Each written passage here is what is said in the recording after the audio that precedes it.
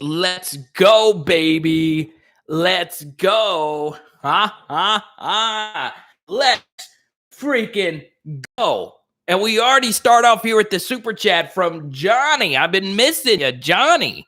Who here has been missing Johnny 5? He's not been in here in a while. So good to have you back as we welcome in Max, Big Al, Jonathan. I cannot wait to hear from DC. What's good, man? I just love it. I just love it. Oh, my goodness. Ball practice is here. So we have a lot to talk about today. Obviously, our poll question today, who is LSU's best player on the team? As later this week, if not next week, we always like to do this. I always say we always like to do, but we did this last year. We're going to list our top 5 players later this week. Obviously, this week was big week for Max Johnson week. Okay, DC, happy birthday to you, my guy. Ultra, forever LSU, you know it. Forever LSU. I'm missing in the fight song in the student section. Also this week on the channel, we talked about a major coaching change I would like to see Ed Orgeron make. I also want to talk about Dwight Mclaughlin some this year to talk about his role not only now but in the future. There's all this hype around the true freshman wide receivers, right? What's up, Joel? And look, there we go. Micah, Max Johnson for Heisman. Hey, pair on time for 2 live streams in a row. Are you kidding me? So here's what I want to do. So Johnny, you get to pick the first topic. You super chatted right before we even started. So Johnny, you get to pick the topic. Micah wants to talk about Max Johnson. He says Max Johnson for Heisman.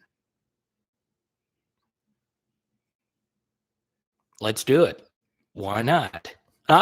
Even though so last year's Heisman was a senior. The Heisman before that was a senior. Kyler Murray was a junior. Baker Mayfield was a senior. The Heisman Trophy winner the year before Baker Mayfield was who? Was that Lamar Jackson? If it was, he was a sophomore. But yeah. Audio is working. Is the audio not working, Micah? Can you hear me? Hey, can you hear me? What's Kari? How you doing, man? Micah, can you hear me? Can you guys hear me? Give me a thumbs up. I always panic when Micah says audio is not working. 2016 was Lamar Jackson, and the year after that was who? I'm just trying to think off the top of my head. Okay, Ultra can hear me. You know Ultra can hear me because Ultra is a new father. Okay? So if Ultra can hear me over the crying of his child, that's some superstardom right there. So this is, I'm reading through some of these practice reports, and today, according to the practice report that I'm reading here from 247, Cordell Flott was not on the field, nor was Deion Smith.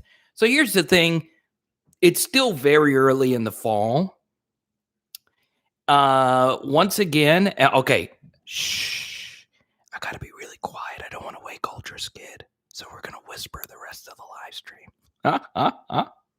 My voice puts her down. Okay, I'll just talk normally. Mr. G, what's good? Lots of good thumbs up here. I love it. So this is what I want to get into tonight. Okay. We're going to talk some recruiting a little bit later. And, I love talking recruiting. I think it's great. But I do think it's important to understand that there are things on your college football program that that is just way more important. And I mean way more important than recruiting. Okay? And as Cliff says, if you don't have a PHL shirt, it's your problem. Once again, Johnny, what's up, Plum? Johnny, you got to pick the first topic, Johnny. You were the first one to drop a really nice, generous super chat to my Venmo. I hadn't even linked my Venmo yet. So, Johnny, that was really nice. Really, Johnny 5, I've been missing you, man. You were the second person to get a booger band. So, yeah, hit me up. By the way, if this just happened to be your first chat, I know a lot of you are new because we are getting closer to the season. It's simple. You get to pick the topic when you Venmo, Cash App, or Super Chat. If not, I'll just keep answering as many questions as we possibly can. So it is very simple. What's up, Roger? All right, let me make sure I type this down just really quickly. Good, Johnny. I really have been missing you, man. I was talking to Haley about this the other day because it's not just Johnny who's a fan of the channel. It's his girlfriend, Gail. So shout out to you two. You know? And if you want to be like Johnny, if you want to be like Trey, here you go.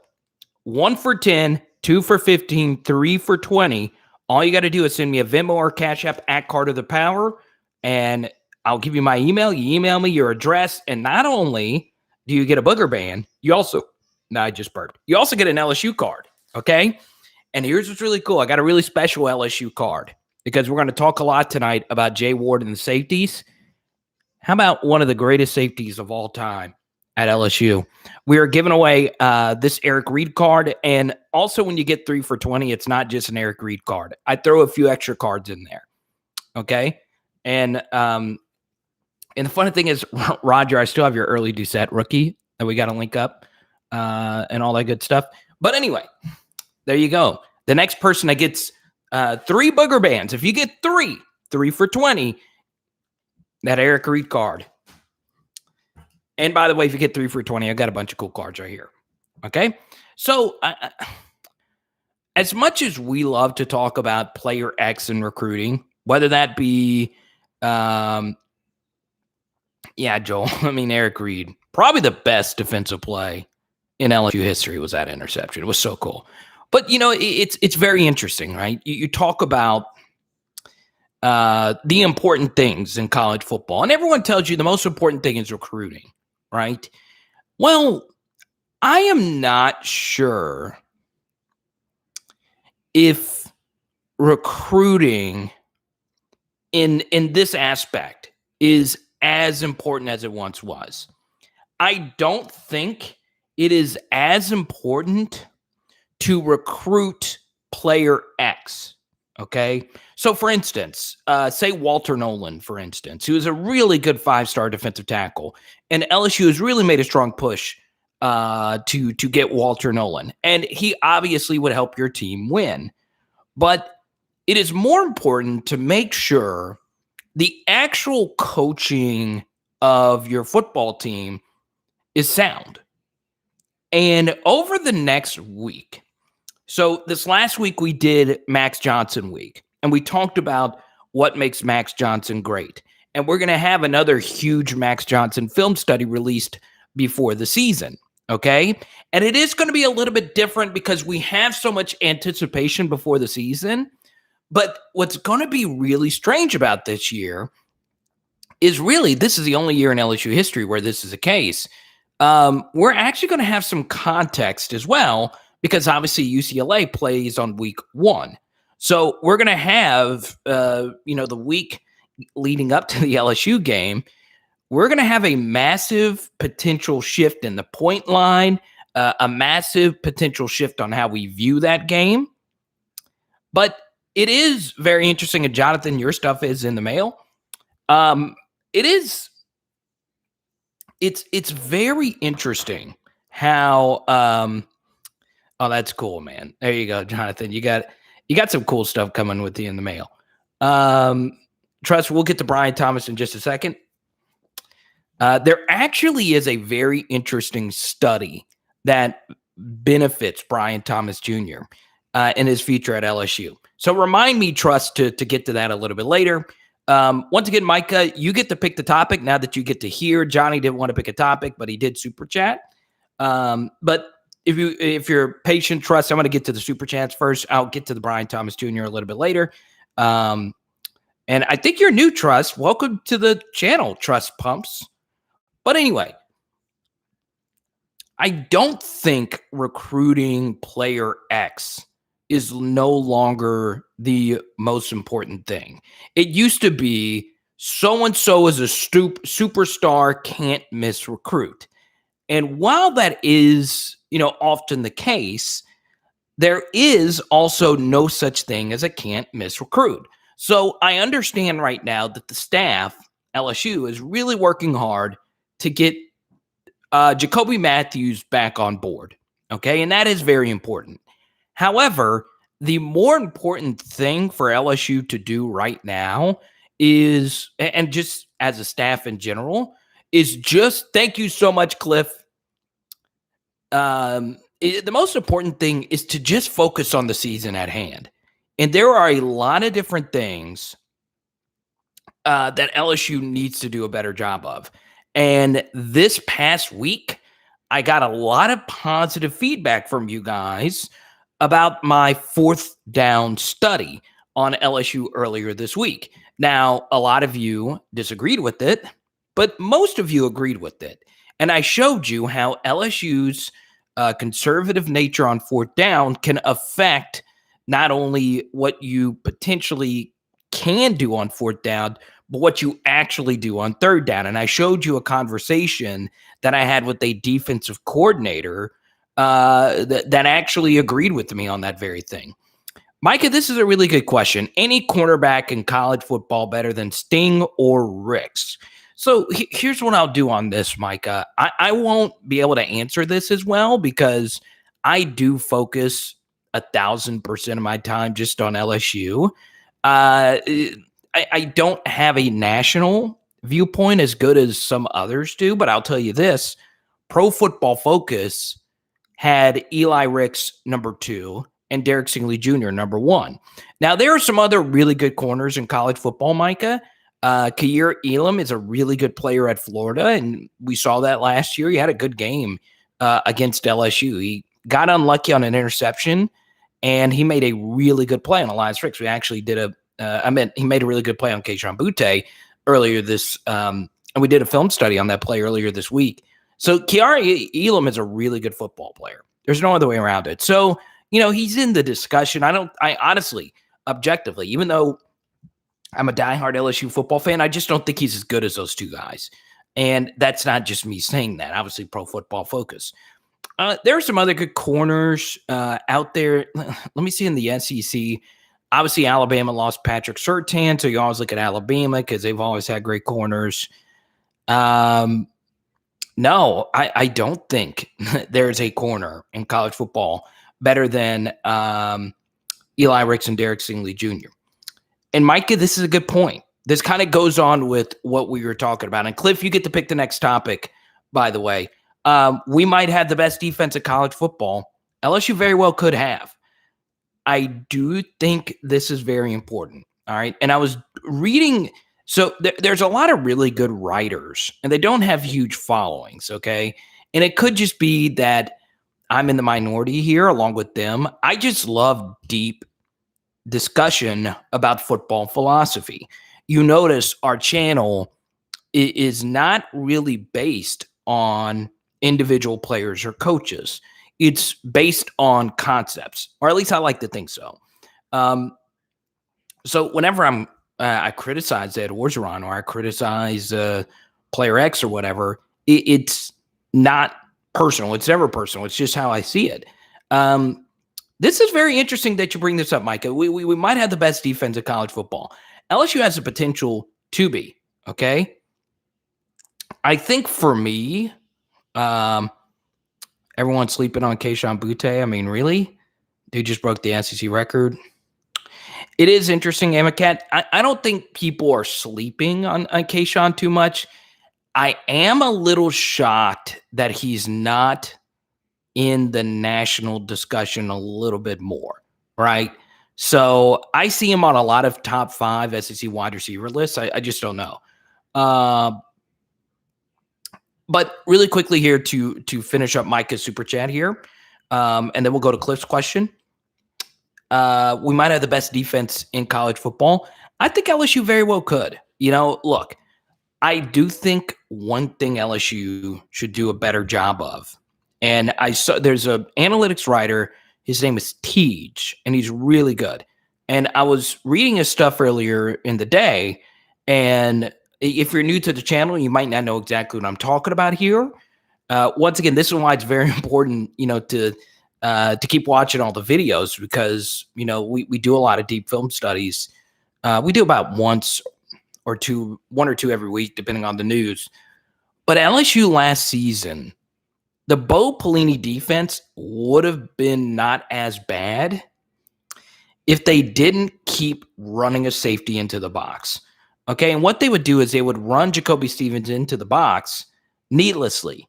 So the LSU defense will be better served next season to run lighter boxes. And what that essentially means is never have more than 6 guys in the box at a time. Okay? And for those that don't know what the box is is an imaginary box. You hear this term all the time, front 7. Well, so like your box would be your defensive lineman and your linebackers. That's typically what your box is.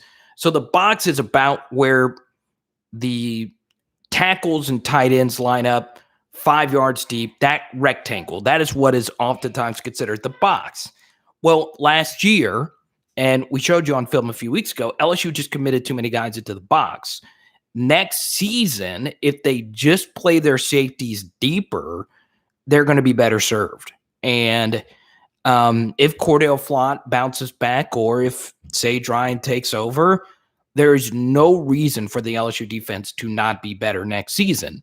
But a big thing is going to be, will Durante Jones have full autonomy of the defense?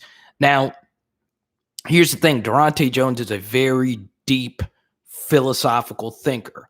He's a world traveler, in other words. Now, I don't know him personally, but this is what I gathered from listening to him in interviews.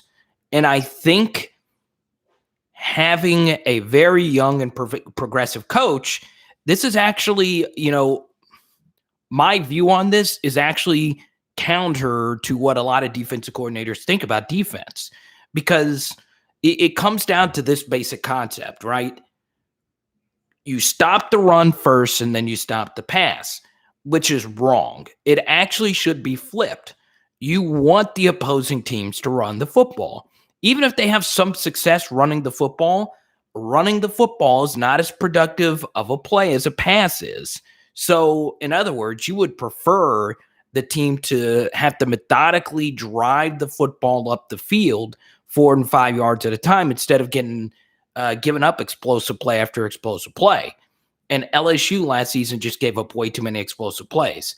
So if LSU just plays their safeties deeper next season, and obviously that is a way oversimplification of it. If they do that, they're going to be so much better. So let's go to Cliffs. Can we draw any comparisons? And this goes along with what we're talking about. Can we draw any comparisons from last year's Minnesota Vikings defense to what LSU will run this year? No, but I do think it would help LSU if they got Harrison Smith on a call with Major Burns, Sage Ryan, Jay Ward, and Todd Harris. Particularly not Sage because he's working with the nickel right now, but get Harrison Smith and Durante Jones to talk to the safeties and say, look, just play consistent, sound football, and you'll be better off. I thought last year a big problem with the LSU defense was Jacoby Stevens. His role was changed. He wasn't the same type of player that he was in 2019, and it really hurt the LSU defense. And all of that's not on Jacoby. A lot of that is on, quite frankly, Bo Pelini and Ed Orgeron.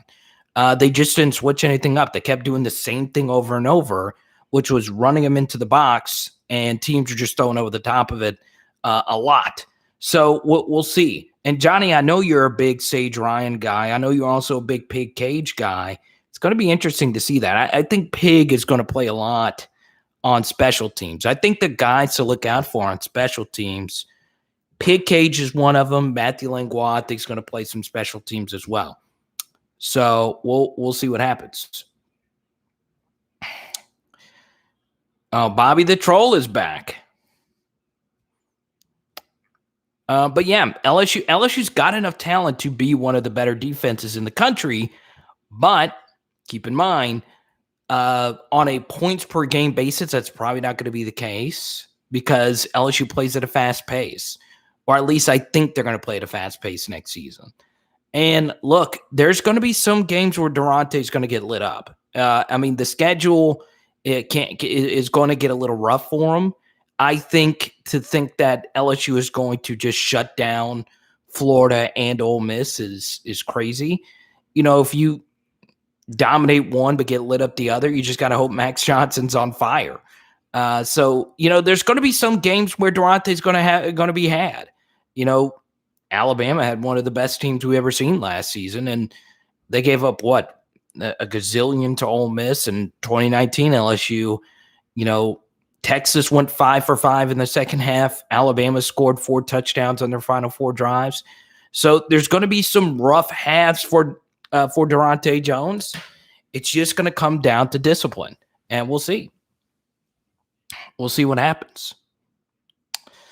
Let's see. So, you know, to go along with Cliff's point about the Minnesota Vikings defense, they did run a 4-man front. It also helped that last year they didn't, but they had Daniil Hunter. They have good pass rushers.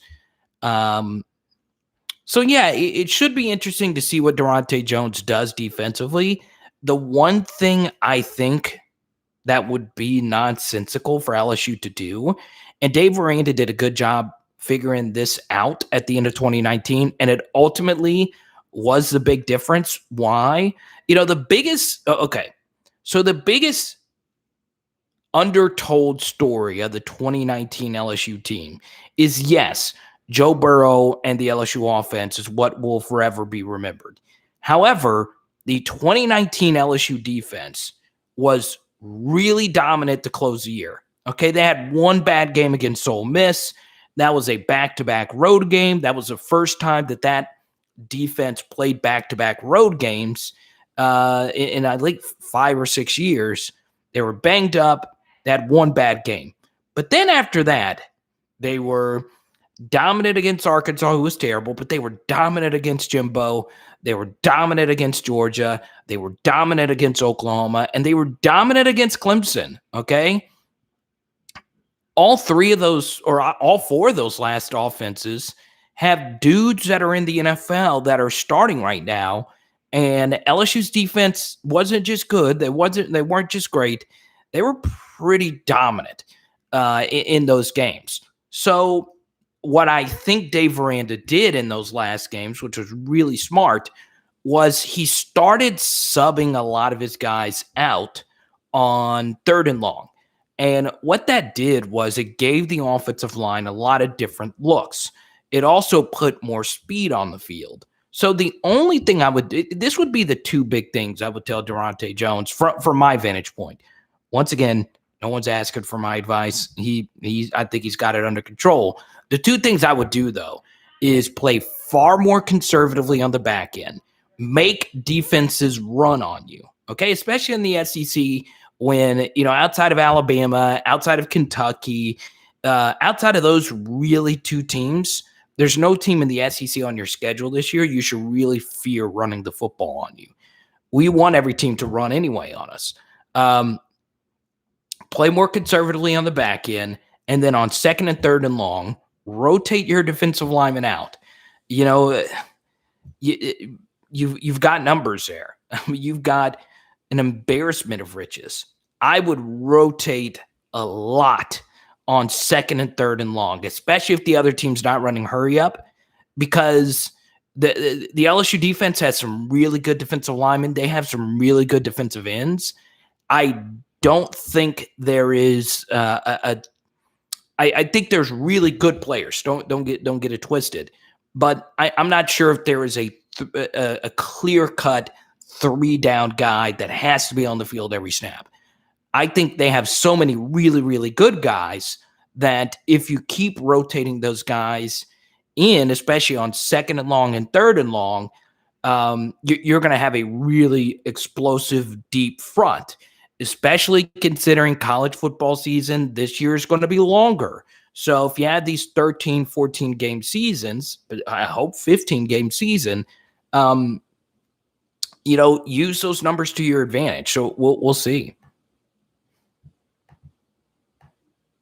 But that's a really good question, Cliff. It really is. Let's see. Trust Pumps, let me know if this is your first chat. I would love to know. Graylin, what's good, man? We chatted a little bit earlier. Matthew Langlois.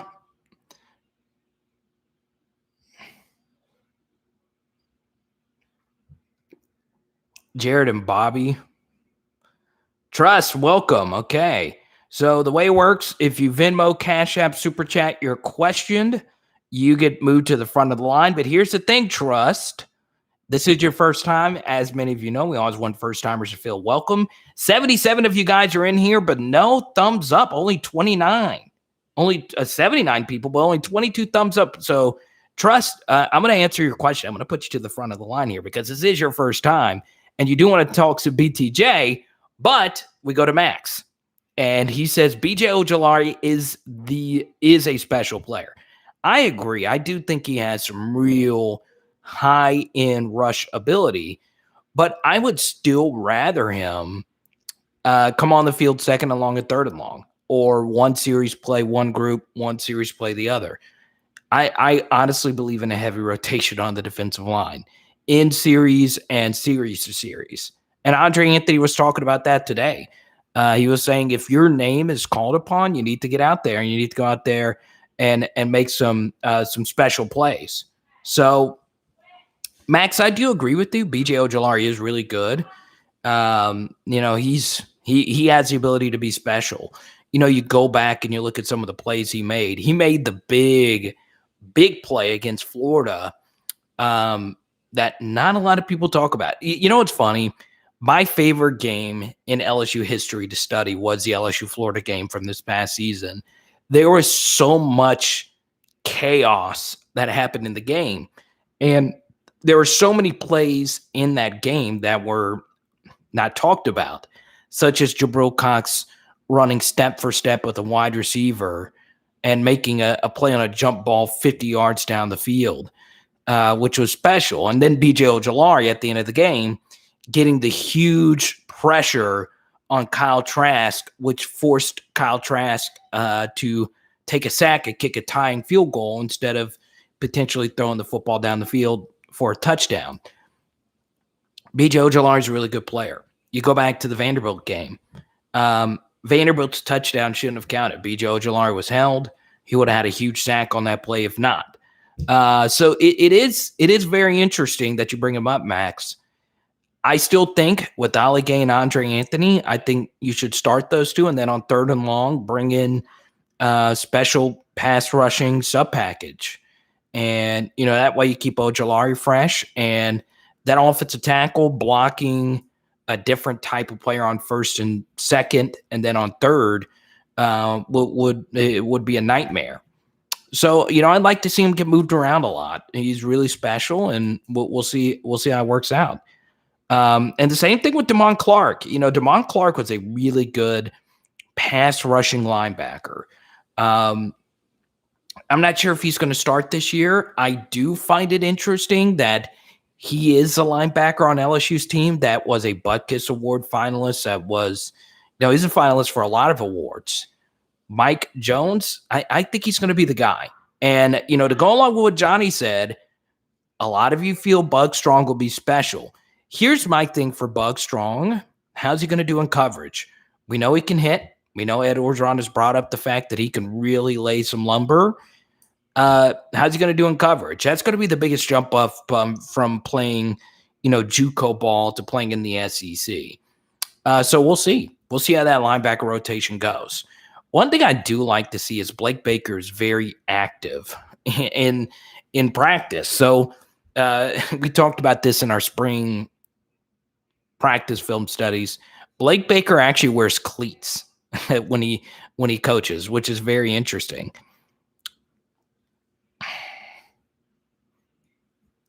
And that's true, Max. You make a great point. Ojulari always makes an impact when he's on the field. I did find it interesting, though, that, Dare Rosenthal shut him down for the most part in the spring game. So, we'll see. We'll see. Once again, that was just one outing, and Dare's a really good player. So we'll see what happens.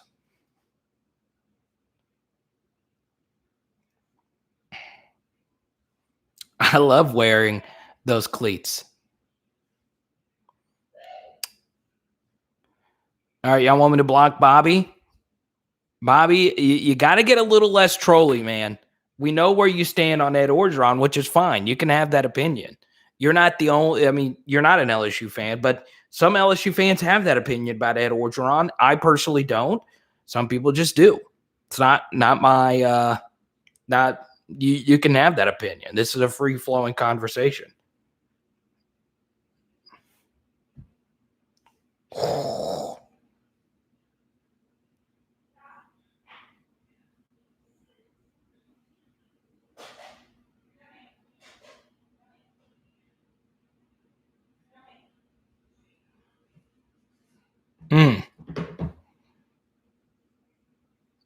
All right, Bobby, this is your first warning. Please don't be Saban troll tonight, Bobby. I don't want to block you. And you know you're doing it, Bobby. You know you're doing it. And we have a lot of Bama people that watch our channel. We do. Okay, so Trust, since you're a newbie, I'm going to answer your Brian Thomas Jr. question. So this is very interesting. So obviously, a lot of you have your own opinion about the freshman wide receivers. Okay, so it's interesting. The first thing, obviously, it's newsworthy. AJ Johnson decommitted. I think it's a good thing for both LSU and AJ Johnson that he decommitted. I think the other two receivers in the 2022 class are better than him. I also think LSU is so deep at wide receiver anyway that it's going to be so hard for anybody to play. I mean, you got to be really special. Now, here's what's really interesting about Brian Thomas Jr. Okay, he is really long, and I don't know the arm length for each of the LSU wide receivers. I would venture off to say that Brian Thomas Jr. probably has some of the longest arms on the team. And what's interesting is there was an advanced stat put out by ESPN this week that in the NFL, wide receivers with longer arms have a higher percentage of catches on contested catch opportunities. So, Brian Thomas Jr.'s size does bring something to the equation that the other LSU wide receivers don't have. He has got ridiculous length. He reminds you a lot of Terrence Tolliver was really long as well, and it was a really good contested catch wide receiver despite having a slender frame. And Brian Thomas Jr. reminds me a lot of Terrence Tolliver. So, yeah, it's going to be interesting to see BTJ wearing that number 11 jersey he wore in high school. Yeah, Trust. So, Trust, you said you were teammates with them in high school. It's really cool. But, yeah. Yeah, and here's the thing. Brian Thomas Jr. is extremely quiet. So we'll see. I'll also say this about Brian. So you grew up with Brian Thomas Jr. That's cool. Something that's going to be very interesting, though, was, he was a later commitment. So LSU hopes Brian Thomas Jr. pans out because that was a very useful slot for LSU. So, I think he will. You look historically, top 100 Louisiana wide receivers. You hear me say it all the time on this channel.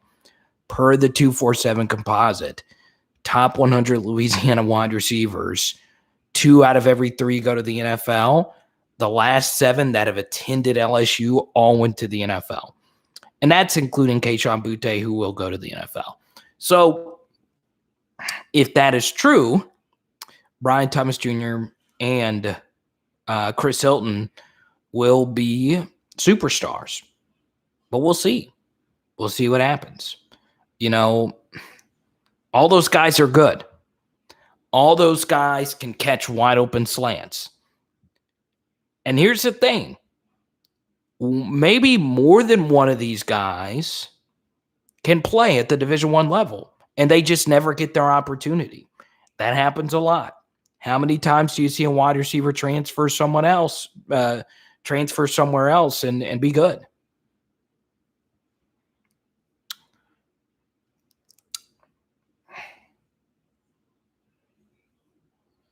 Let's see.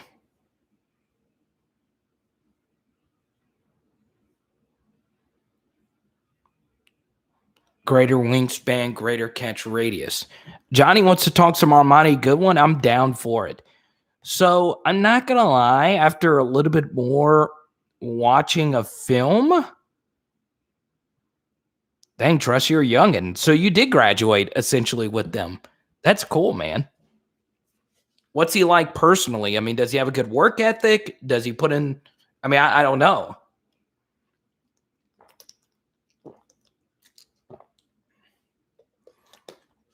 And I heard he was a beast at basketball, BTJ. We know Jack Besh has some yam to his game. But I'm down to talk some Armani Goodwin. So, look, I'm a big Armani Goodwin guy. I would be really shocked if he is not one of the 5 to 10 best players in this class. Now, there are some red flags there. Obviously, the injury history is there with Armani Goodwin. And, of course, Corey Kiner's a very talented guy. And you got to factor in, the 2 guys ahead of him are really good players too. John Emery and Ty Davis Price are really, really talented players. It might not be this year for Armani Goodwin. He might not even be Corey Kiner out to eventually be the guy. And Corey Kiner's a really good player too. And I also got to show some love to Corey Kiner because he did follow my my Power Hour LSU Instagram account. And I'm not that active on IG on my personal or PHL account. And I do love me some Corey Kiner. But Armani Goodwin, there's a lot to like there. Highest level of football in Alabama, Hewitt Trussville. So he went up against some good teams. Something else I like about Armani Goodwin, really good cutback runner. Something else I like about Armani Goodwin, a lot of his best runs were out of shotgun. Now, here's the thing. Armani Goodwin's offensive line was really good. He had some gaping holes to run through. So it makes sense. To be a great running back, you have to, of course, have a good offensive line in front of you. His offensive line was unbelievable. I was really, my jaw was to the floor. Is a really good offensive lineman, Riley Quick for the class of 2022. That was obviously there last year. So, or at least I think he was. Either way, his offensive line was good. And even then, Armani Goodwin was really good. He did a lot of the things you need to do to be a running back at a shotgun, which is, cutbacks. You've got to be able to cut on a dime when you run out of shotgun, because it's hard, and you got to be able to get to top speed quickly.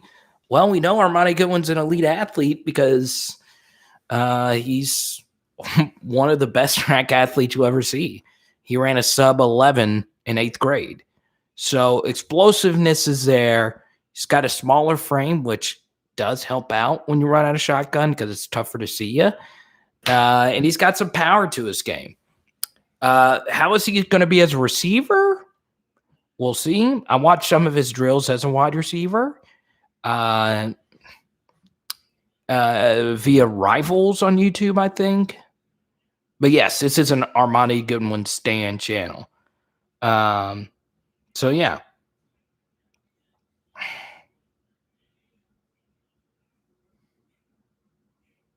Oh my God, Plum.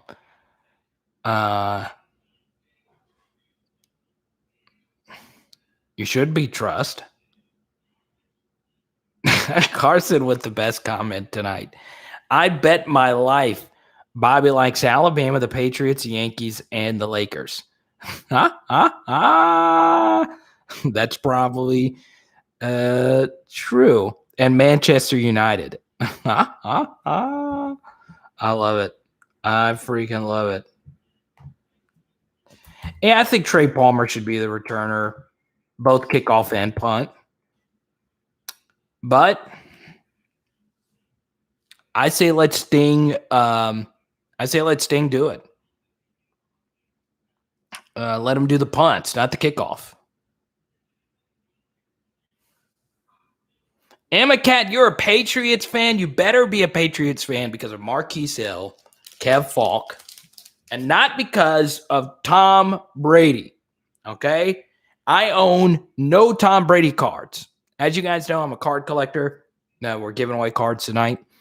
I don't own a single Tom Brady card. Not one. Not a single one. I own Peyton Manning.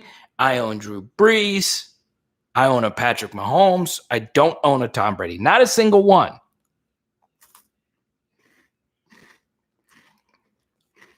For the Brady slander, I'm about it too. Man City? I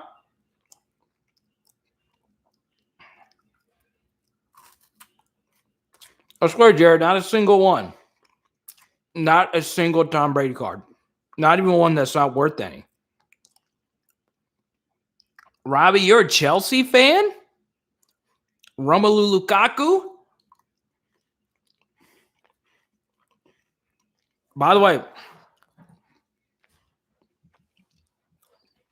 Romelu Lukaku, one of his best friends, Leonard Fournette, because they look alike. Or at least Leonard Fournette thinks they look alike. Yeah, I forgot. Amicat's a big Kev Falk guy. Amicat is a big late 90s LSU football stand, so I'm about it. Esteban, what's good, man? Esteban, man. Esteban, one of our biggest givers on this channel. I can't thank him enough. And you can ask Esteban about the cards that I send whenever you get your booger bracelets.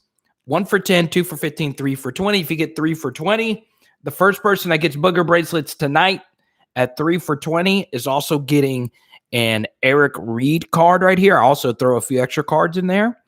Some that may or may not be more valuable than this one. So Esteban is a Texas Tiger, kind of like our guy Jonathan.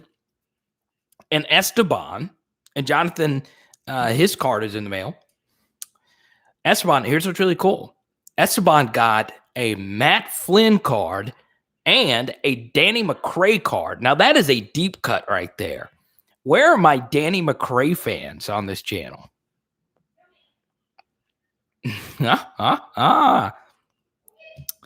Robbie, you a Chelsea fan. I can't hate Chelsea. Didier Drogba. Christian Pulisic. How about this for you deep cut Chelsea fans? Claude Makaleli. Where are my Claude Makalelis? Michael Brockers. Also hooked you up with a Michael Brockers card, too. What a do, Simeon. No Mason Mount, Chad. No. Let's see. This will not be a Tom Brady chat. I do like Brady, though. He is funny.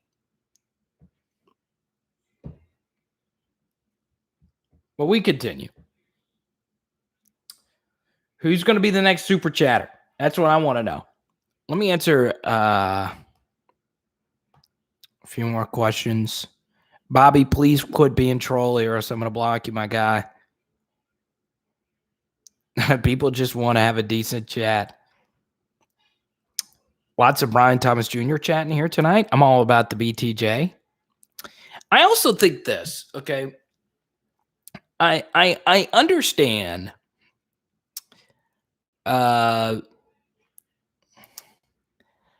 Look, I know we normally go to recruiting about an hour in. I do want to include this recruiting nugget here.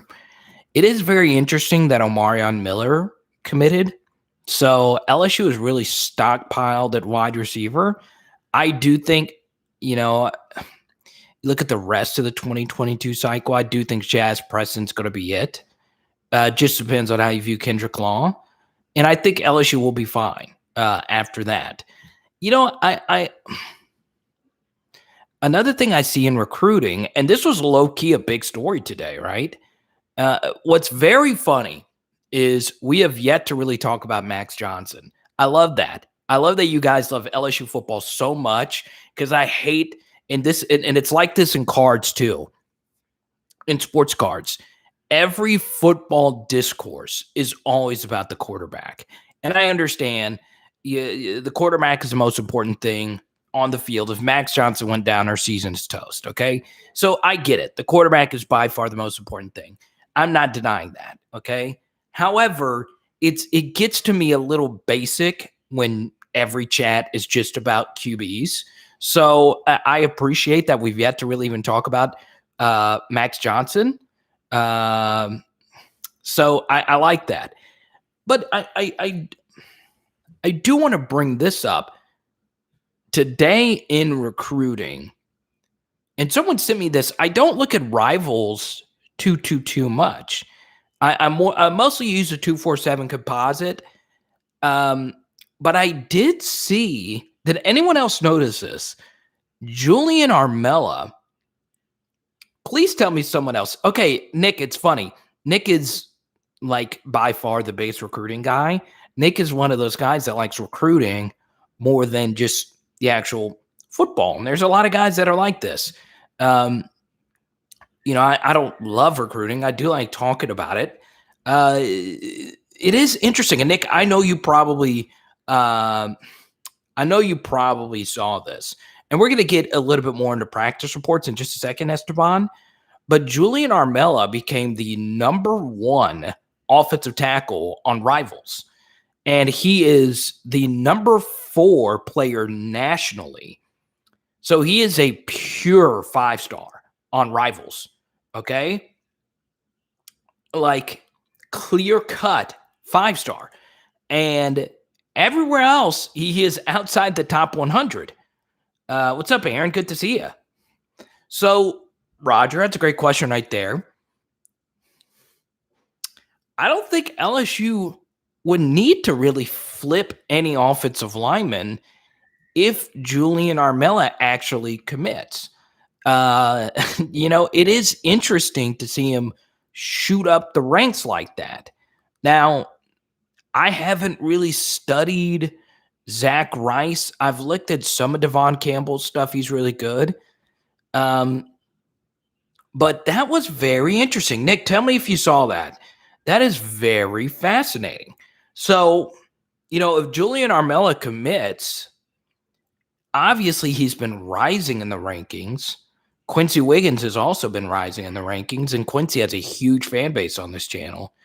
But yeah, we'll see. Yeah, Nick, isn't that wild that Julian Armella shot up the rankings that much? And yes, Robbie, he did transfer a while back. But, to go along with what Diggo said, if you get Julian Armella to commit, a class of Julian Armella, Will Campbell, and Emory Jones is really good. Then you factor in Bo Bordelon and Fitzgerald West. That's a good class. It's not a great class. I actually am in the camp that LSU should get 6, but I'm perfectly fine with 5. I think 5's is plenty. Especially if you Gary Dellinger works out and Kimo McAneely works out. But yeah, we'll see.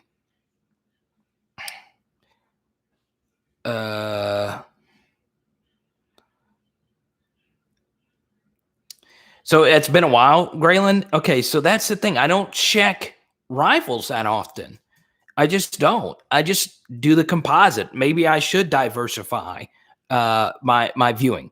You know, there's this website On3 that came out, and they have their own service now. And it was started by Shannon Terry. I have a lot of respect for Shannon. And he was the one that started 247. So now, yeah, you got all these ranking services, but Armella is thought of highly by Rivals. And it's kind of the same thing with Mason Smith. Mason Smith ended as the number one player, period, on Rivals. Chris Hilton's number 17. Amacat says Mason and Sage are Landry and Dorsey 2.0. That's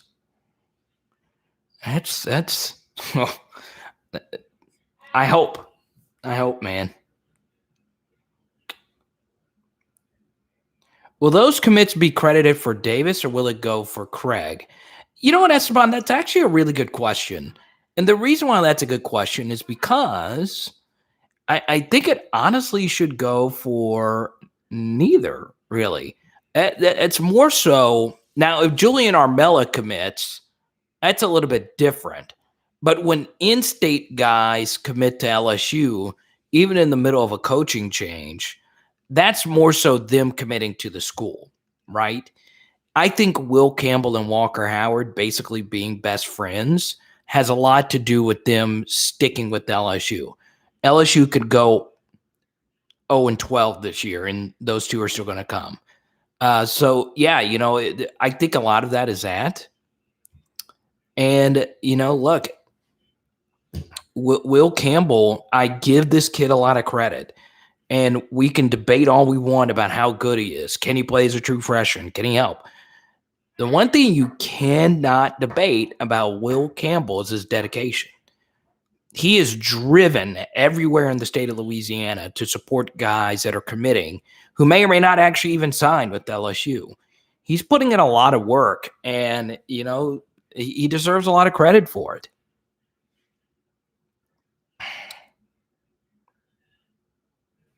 Yeah, you know, there's a difference. That's a good point, John, and I appreciate you, John.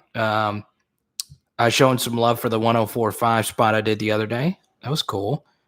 Stingley does look good in that number 7 uniform. But that's a really good question, because I think Julian Armella, you would have to give a little bit more credit to Ed Orgeron. I think because as you guys have pointed out, Orgeron has a relationship with Armella's family. I think he would get the credit for that.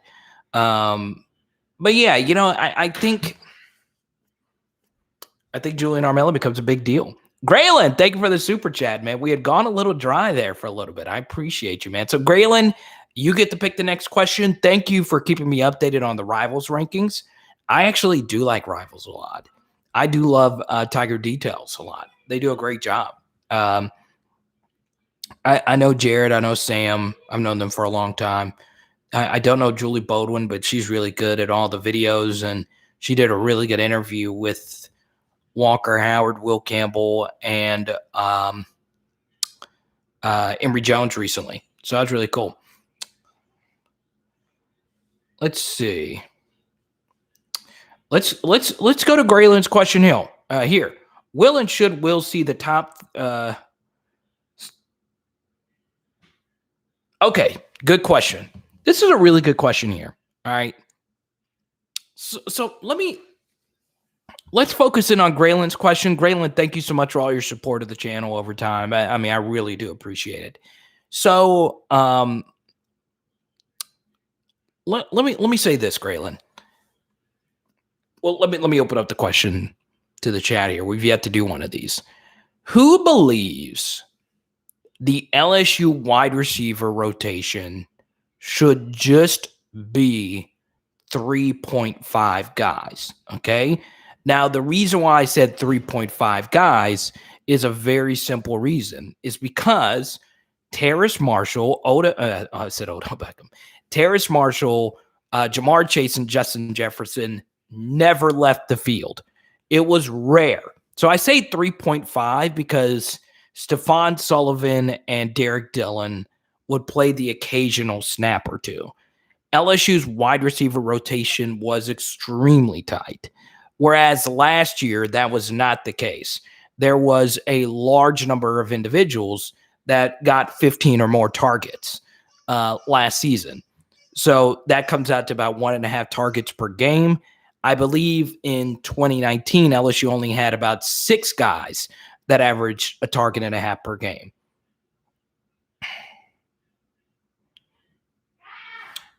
Yeah, and Racy McMath played a little too, John. So, and a lot of Racy snaps came in garbage time, but you make a good point, especially when Terrace was out. Racy played really well. So who believes? Let me simplify the question.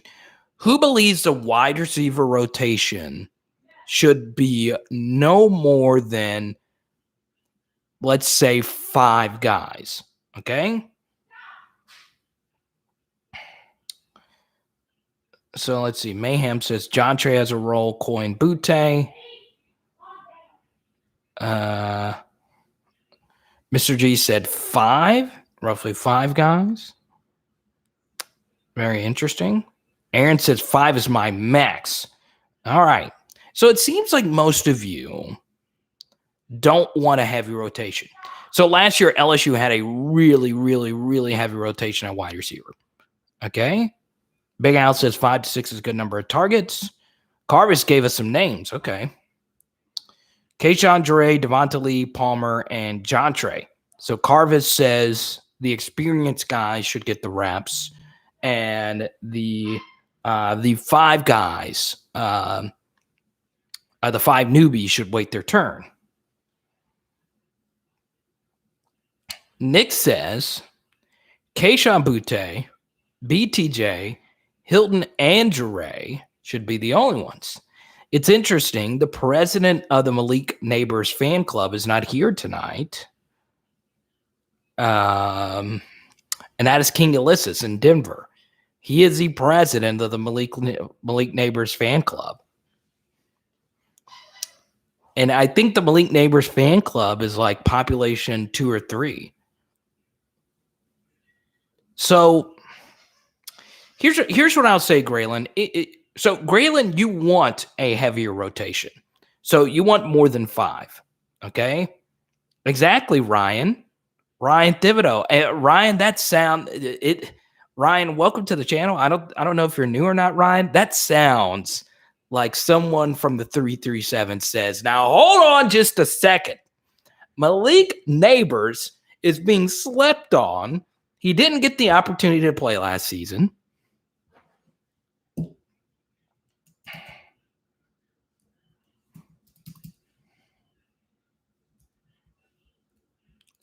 Diggo says we don't even need tight ends anymore. Jared says, what if someone gets hurt? You need guys with a little playing time during games at a hand. That's true. It did help in 2019 having Derek Dillon having, such a great rapport with that of Joe Burrow. So here's what I'll do, okay? The first thing is, obviously, it comes down to what type of offense Jake Peach wants to run. Does he want – okay, so here's the thing. This is where you got to start differentiating what Ed Orgeron actually says with what is actually going to happen. So Ed Orgeron is well known for this quote that he wants to run the 2019 offense to a T. All right. So based on the film studies that you guys got to see this past week, you guys saw that the 2019 offense, I don't think you can really run that with this offense next year. Now, there are some concepts you can do. And that's not a knock on this offense. I'm not sure if this personnel matches what the 2019 LSU offense has. Okay. So I think if you run that offense, that means you're going to run 11 personnel. Okay. So 11 personnel, for those that don't know, is one running back and one wide receiver, one running back and one tight end and 3 wide receivers. If you run more 12 personnel, that means you're running more 2 tight end formations. So 2 tight. That is what Alabama did a lot of last year. But what I could see LSU doing is running a lot of 10 personnel, which is 4 wide receiver sets. Okay. And I think that's what you'll see LSU do a lot of next season, is run a lot of 10 personnel. And I would like to see that. I would also like to see, and Graylin, let me know if you like this or not. I would also like to see Coy Moore play some running back next season in clear passing situations in 2-minute drill. I really liked the way Coy Moore played the 2-minute running back. And albeit I only got to see it in the spring game, I was like, that makes a lot of sense. If your 2-minute running back doesn't actually run the ball in the 2-minute, why not have a slot wide receiver run that role?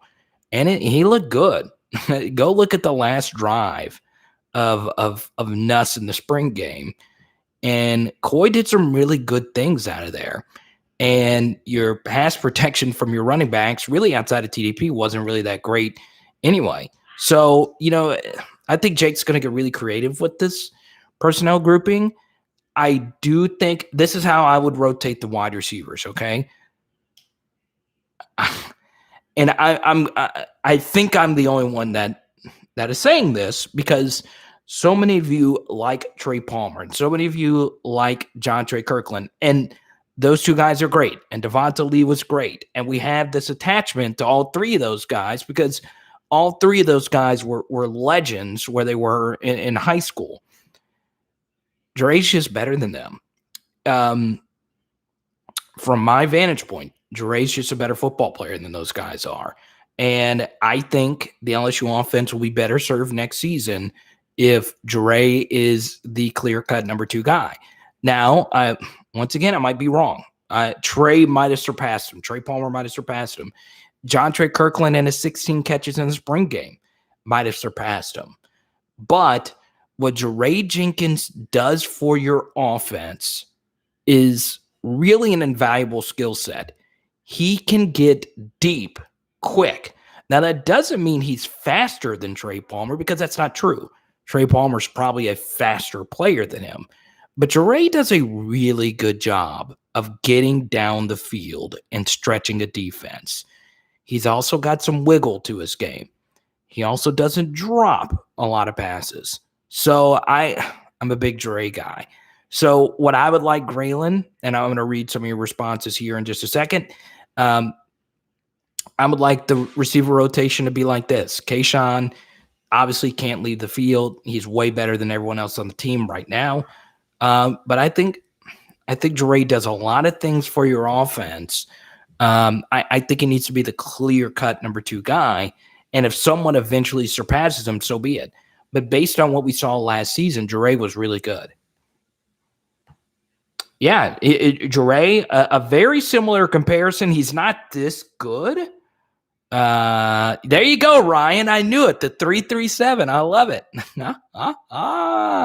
Ryan said, look, I am not leaving this chat until you put some respect on Malik Neighbors' name.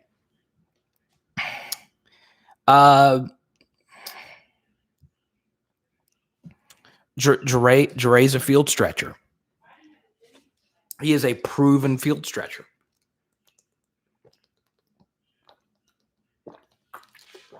And that is a very valuable asset. What's up, JJ? So, yeah. Dre is more of an outside receiver, not really ideal for the slot. And you're right, Mayhem. He is a little bit more of an outside receiver. But Dre actually had some good snaps last season in the slot. Malik Neighbors also got a single-digit number. Okay, so there you go. And you're right, Diggo. It's good. Jake Peets, and I really do mean this, not sarcastically. He knows way more about this than I do, so he has an idea of what his LSU offense is going to look like next season.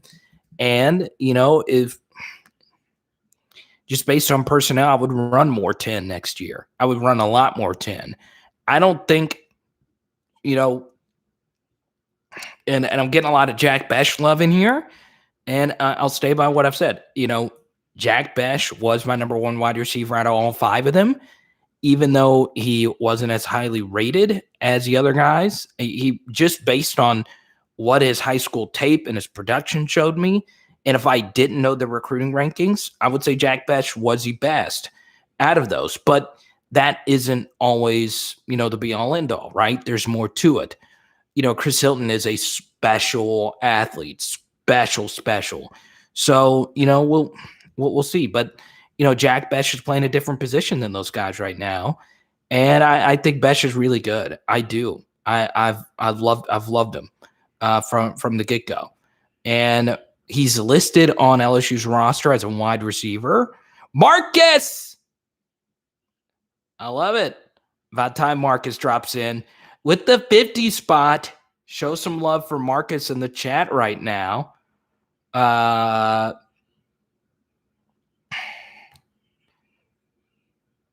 Tevin. I'm not sure, though, I think Jake Johnson. I really like Jake Johnson a lot. I'm a Jake Johnson guy. Run more 12 with Bech, and yeah, that would be a good fit. Kayshawn on the outside. There's not a whole lot of Coy Moore love in here tonight. Ryan is the president. Ryan is going to Ryan, I just love the fact that you'll stand for your Lafayette crew. Well, there we go. Marcus, your best friend Carvis is in here tonight. So let's focus in on Marcus here. As always, Marcus has developed into being a really good friend of mine, and I talk to him often, and I can't wait to dig into this comment. Someone has to step up into that deep middle route tree. Jefferson dominates if he wants to run that offense. I think Deion Smith and Bech had the best chance of being that early on. Rooting for all of them. Go Tigers. Catch the D ball. Huh? I love it. JJ, I love it. Coy Moore. Coy Moore's receiving coach. Shout out to Camp Hardy, just celebrating a birthday, man. It should be interesting. Carvis, you've been standing for Devonta Lee for quite some time. I'm telling you, the amount of messages I get from people that say, you don't talk enough about Devonta Lee and you don't talk enough about Player X. You know what? Really Devonta Lee and Trey Palmer, right? Both of them got really unlucky in that, they signed on in 2019, and, you're so buried deep in the depth chart. It's so hard. Once again, it is so hard to play wide receiver at LSU. You have got to be a baller. Paris says Coy Moore is the clear-cut number 2.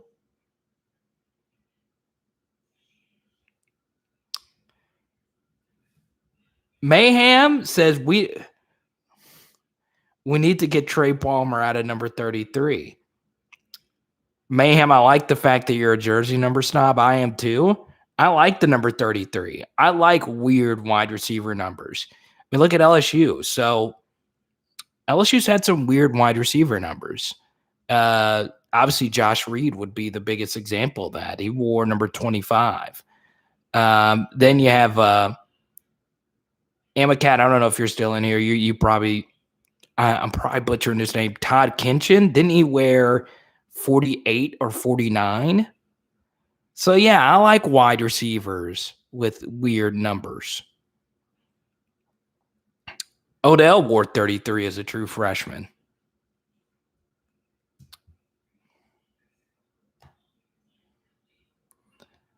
Diggo, come on. This is a wild comment. Devonta Lee moves like LeBron James. What does that mean? Then he's playing the wrong sport. I love it.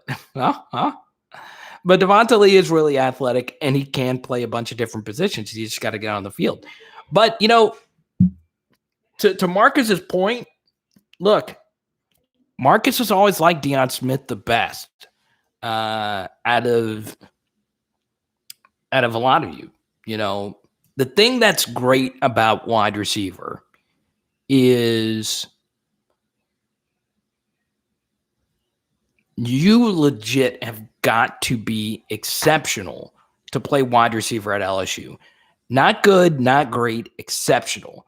Like, I just don't know the last time just a guy was playing LSU wide receiver. Okay, and what I mean by a guy is just like a dude. Okay, not like a special player. I just can't think of a time where a primary receiver in the LSU offense was just a guy. Like, it's really strange. Like, James Wright was drafted, and he did nothing at LSU. I mean, he was a special teamer, and he still got drafted. Russell Gage, had as many carries as he did receptions, and he is a fantasy steal. By the way, we do have an announcement for the fantasy football. That'll be on Tuesday. So for those that want to play fantasy football with me, I do have a very special announcement. That'll be on Tuesday. And I know Roger wants to play. I know a lot of you want to play. Big Al, I know you said you wanted to play. I think Carvis said he wants to play. Diggo, I'm not disagreeing about that. It's just I did not think a Devonta Lee LeBron James comparison would be made tonight. But I love it. Stephon Sullivan got drafted. Exactly. So that shows you've got to really be exceptional. So the good thing is, whichever one of the wide receivers out of those 5 that get to play, they are going to be exceptional. So, yeah.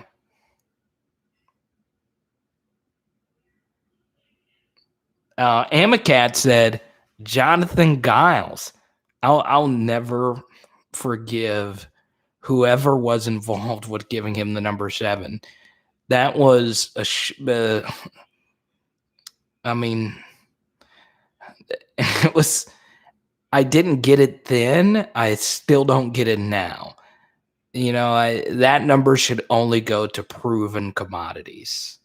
No, you want to play fantasy? I love it, man. So on Tuesday night, we'll have the big announcement for how you can play fantasy with yours truly. And if you do actually play, it does help me a lot. So if you want to find a way, I know some of you can't, you can't financially give to the channel. This would be a very helpful way as far as playing fantasy. I know Marcus is in. I know quite a few of you want to play some fantasy football. But yeah, DJ Chark. I'm glad DJ Chark's name is in here. It's interesting. DJ Chark has got a weird year ahead of him, right? So he's got Trevor Lawrence. He's got Urban Meyer coaching now. But everyone's talking about Laviska Shenault. And I'm like, really? Put some respect on DJ Chark's name. This dude has gone to a freaking Pro Bowl with Blake Bortles and mullet guy and with the mustache, Minshew. Aaron, you want to play? So on Tuesday night, we'll have a full announcement of how you can play fantasy football with me while also helping out. Yeah, Grant, he is underrated. Joel says, do you think Derek Davis will play this year? How big of a signing he was at a PA? Yes and no. I'm not a big fan. So this is gonna sound crazy, but Joel, I do want to answer this. It used to be that I was fine with true freshmen playing safety, right? So you go back and you look. Jamal Adams played a lot as a safety, and Grant Delpit played a lot as a safety, and Derek Davis Jr. rated close to about where those guys were. Okay, so Jamal was a 5-star, Grant was a top 100 guy, and Derek Davis is a top 100 guy. But now the game has changed so much where there's so much pressure on your safeties now because the passing attacks have become so good in the SEC that I don't think necessarily it's good for a true freshman to play the last line of defense. I do think he'll get some snaps and mop-up duty. I just don't know if he's going to play year one. We'll see, though. It's not just a complicated position. It's just a position that's become a little bit harder. So, yeah, I'm fine with him waiting his turn.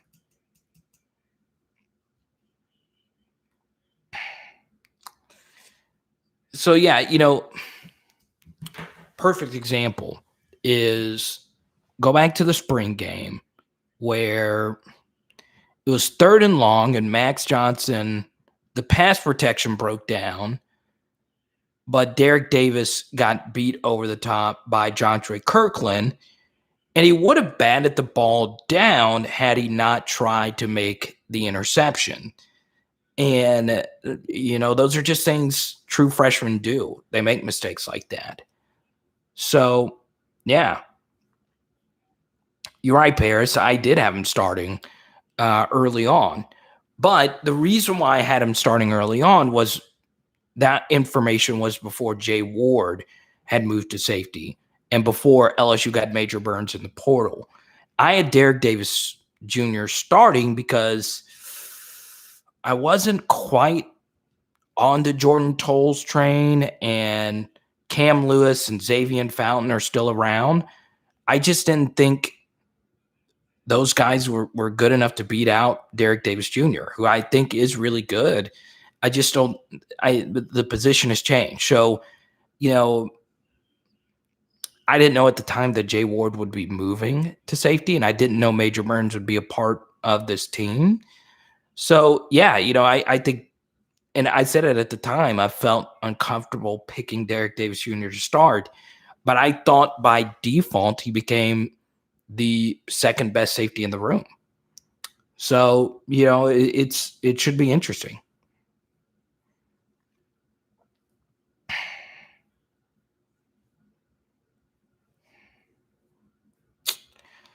Yeah, and DJ Chark, it is interesting because this is probably the most talented of a quarterback he's ever played with, right? So he played with Danny Etling, played with Gardner Minshew, he played with Blake Bortles. None of those three guys necessarily are explosive athletes, and none of those three guys have cannons. And DJ Chark is a deep wide receiver. I think he could be a steal for your fantasy team.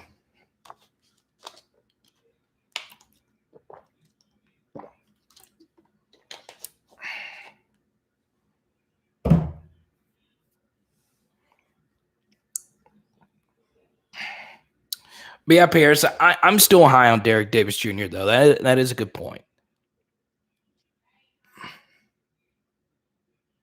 Danny Etling, 16 touchdowns, 2 interceptions. Did what was told. Gotta love it. I can't stay long. I got to drop a friend off at the airport at 3 a.m.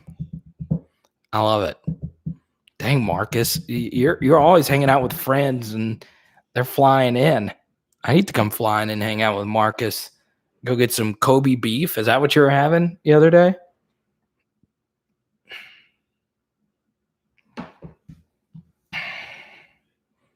That man Bless from Turkey. I miss you, man. How you doing, brother?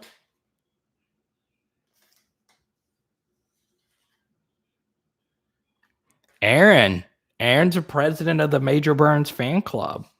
I like it.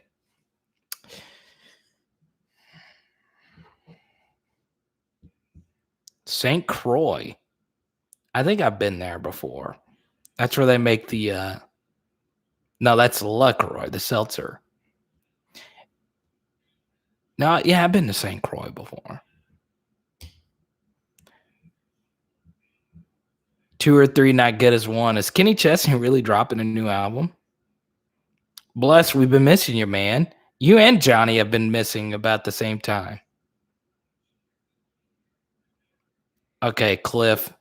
Big Al, I don't know if you're still in here. Cliff's got you on the dad joke tonight.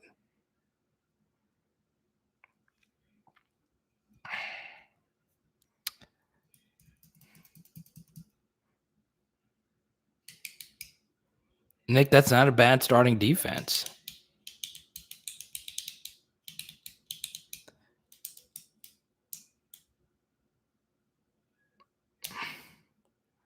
JJ, you still haven't gotten your bug bands? Which is interesting. A few of you have gotten yours when I actually dropped when you actually a few people have actually gotten theirs already. Big Al.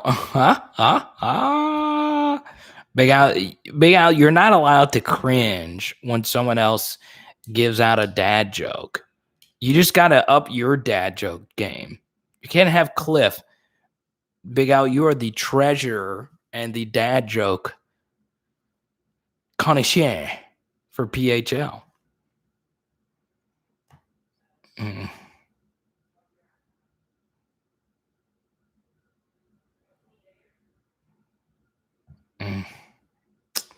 I am interested to know what actually happened with the Major Burns thing.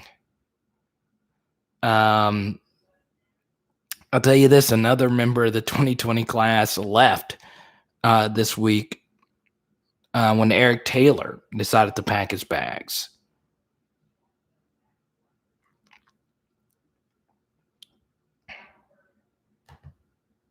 Let's see. Let's go ahead. Cody's having himself an evening. What's up, Michael B? JJ? I put a $1,000 Joe Burrow card in there, so it better not be missed. No, Burns is still around. Don't worry.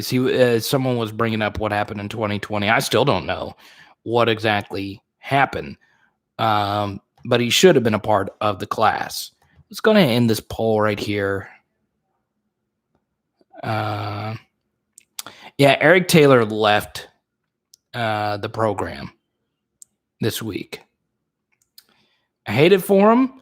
I do think Derek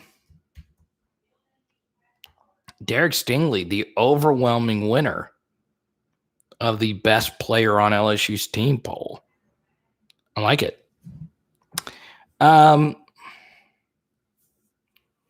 Yeah, so Eric Taylor it was just never going to play. And the funny thing was he had a decent spring game. He made some good plays in that game. He's just never going to play. What's interesting about Eric Taylor was I went back and listened to an interview, and Dave Aranda was actually recruiting Eric Taylor to play the Glenn Logan role and in the 3-4. So once Dave Aranda left, the need for Eric Taylor wasn't there anymore, if you get what I'm saying. Let's go to 2 or 3 not good as one. Thank you, 2 or 3 not good as one. Every time I got to give 2 or 3 not good as one a lot of credit, along with Marcus. Every time they join the chat, they do super chat, and that obviously helps out the channel a lot.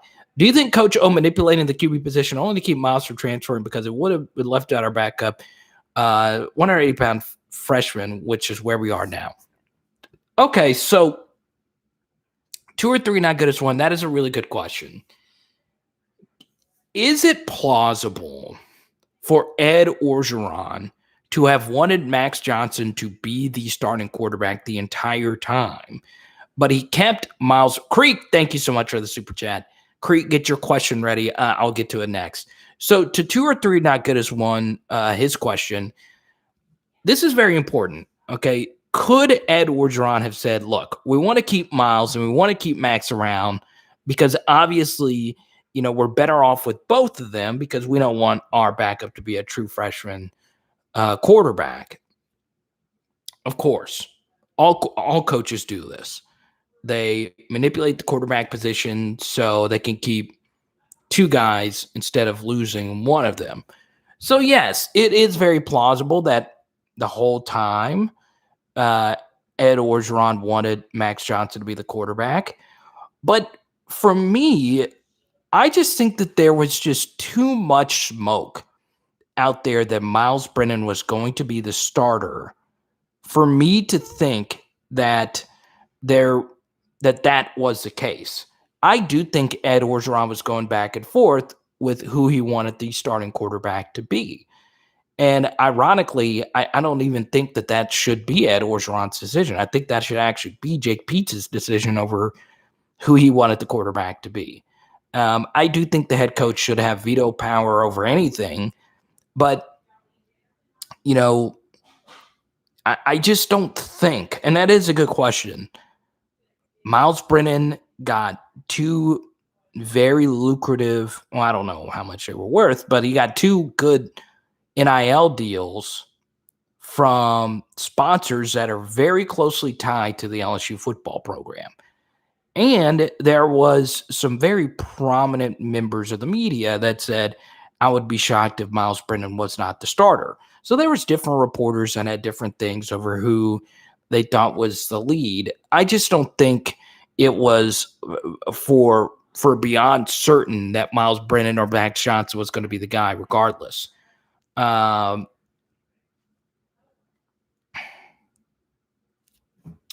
So yeah, I do think Miles. I don't know. I had no idea who the starter was going to be.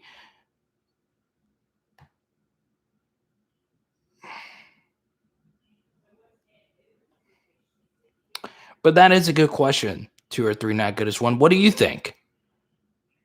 Which is where we are now.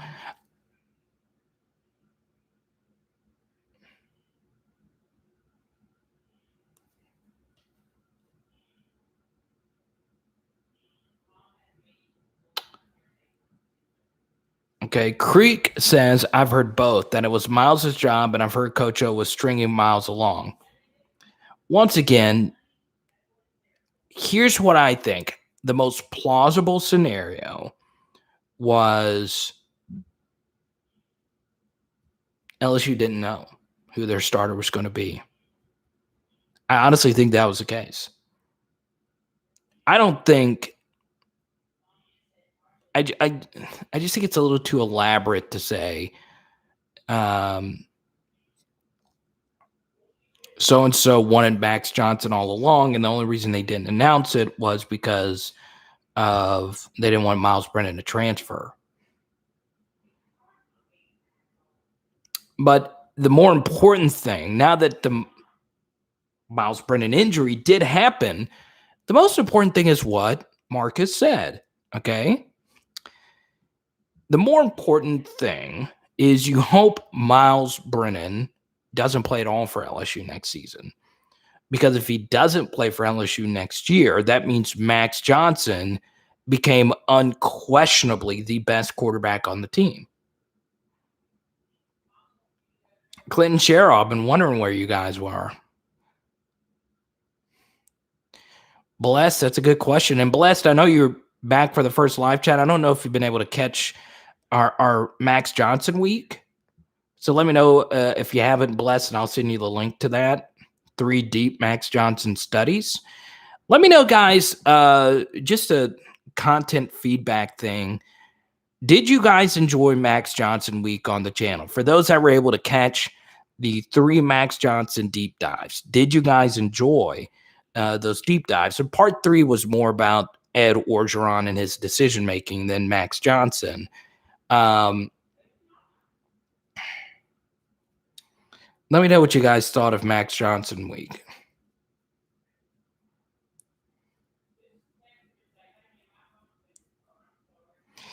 Yeah, Ambicat, that's a good question. You know, something I don't want to look too much into this. It's like, when I saw the wide receivers working out, it was often Max Johnson working out with them. You only caught part one. Did you enjoy it? Paris, you're not the only one. There's a lot of people that aren't too high on Max. Josh, what's good, man? You enjoyed it? You enjoyed him, Jared? Thank you. I appreciate you.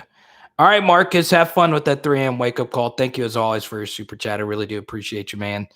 If Marcus, I'm being honest. I don't want to overstate this, but I'm not overstating this. For those that watch every once in our live streams, Marcus is a big reason why, we're able to do this. It's just that simple. And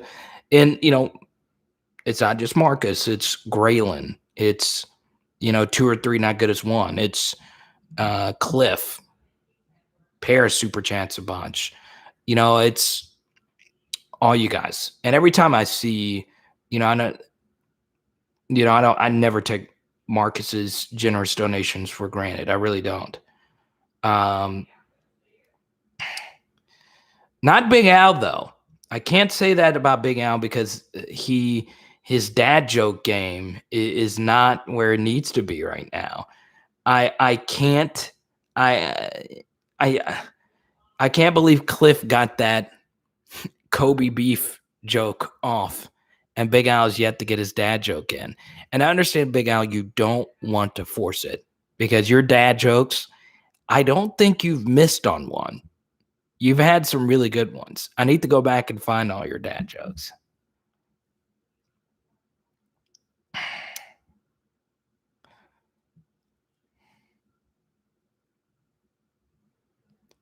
Yeah, Poe, I don't know anything about the walk-ons. I just don't. I really don't. I'd have to go look at their tape.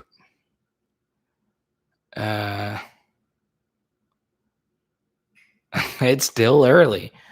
Big Al, I know you don't like to force him, man. I know you don't like to force him. Oh, man. I love it, man. I freaking love this channel. I love you guys. I really do.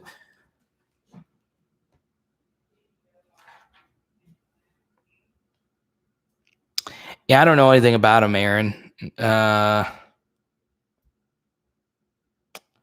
Poe, do you know anything?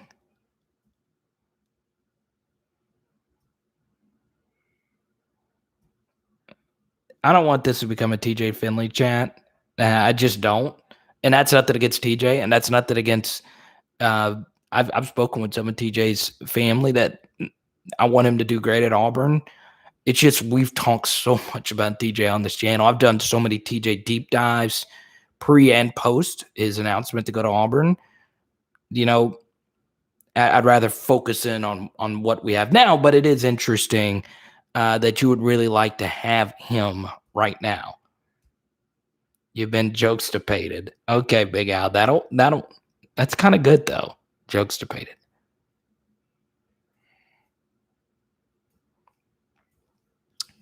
Then Clinton Cheryl. Yeah, we're less than a month now. And that's the interesting thing, Creek. As much as I love doing recruiting videos,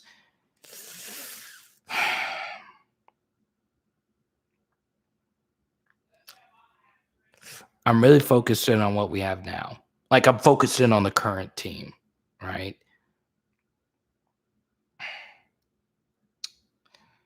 Let's see.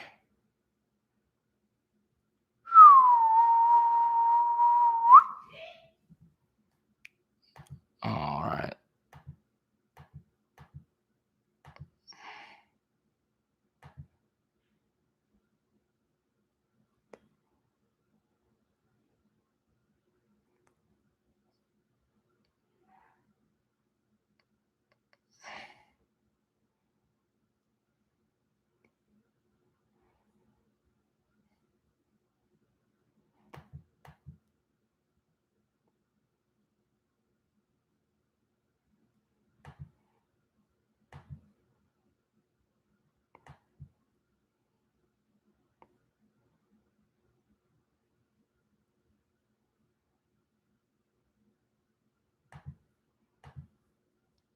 Paris with the super chat. I love it.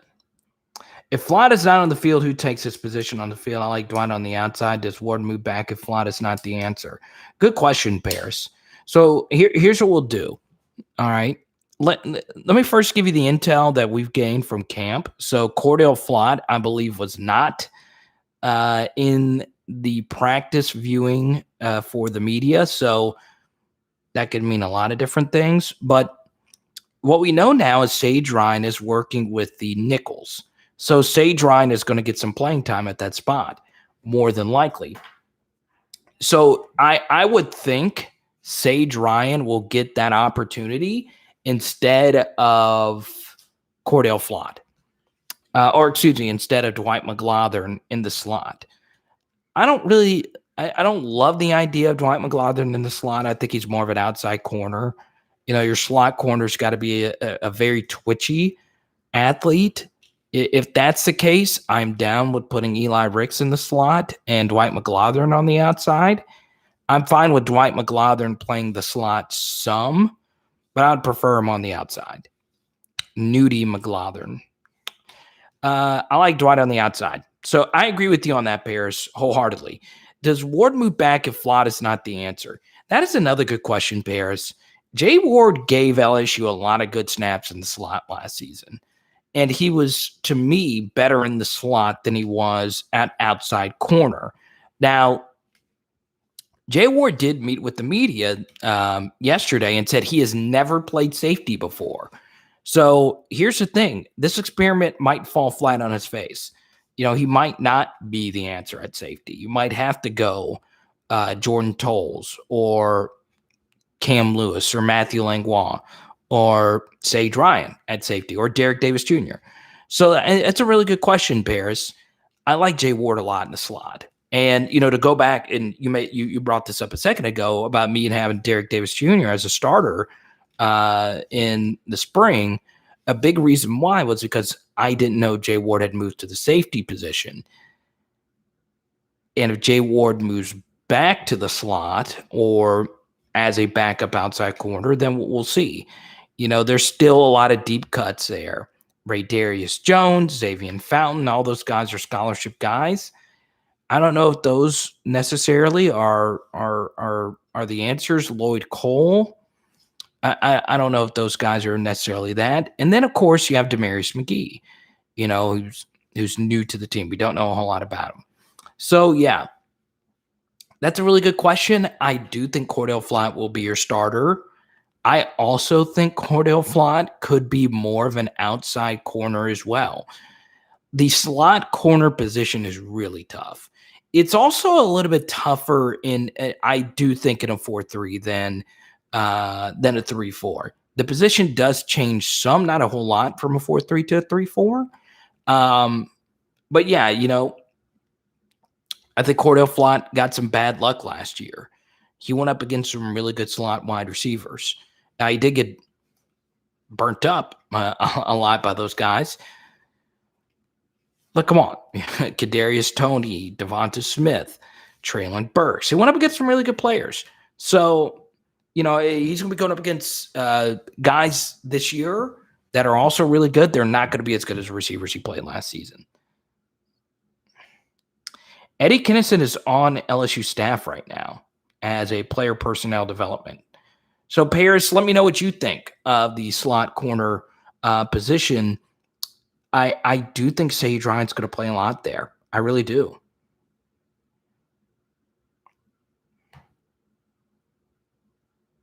Ali Gay should get number 18. I'd like it, but Damon Clark's got it for right now.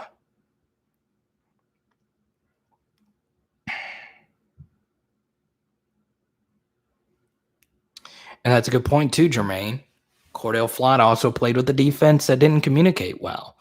And I also think Cordell Flott was put in some really bad spots at times. And I don't think Bo Pelini helped him at all. Paris said she would like Jay Ward and Sage Ryan. Yeah, you know what, Paris, and to continue on with this, I would really like to see Sage play there a lot. I don't know if I'd like to see it just right out of the gates, but slowly work him in and he'd be the starter there. And then LSU would have 3 5-star corners on the field at the same time, which would be insane. Let's go here. 2 or 3 not good as one.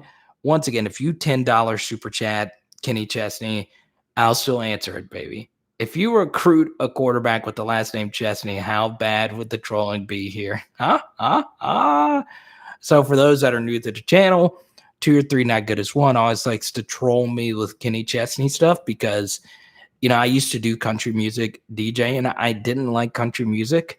I did enjoy doing the show. It was wild. I really didn't enjoy Kenny Chesney. Now, Boys Have Fallen is a good song. It's about football. I'm all about it. But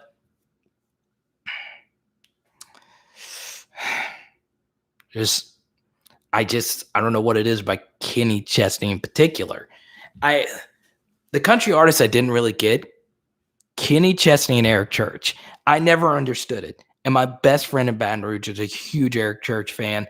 It's just not, I don't get it. I don't get it. Creek, you like Kenny?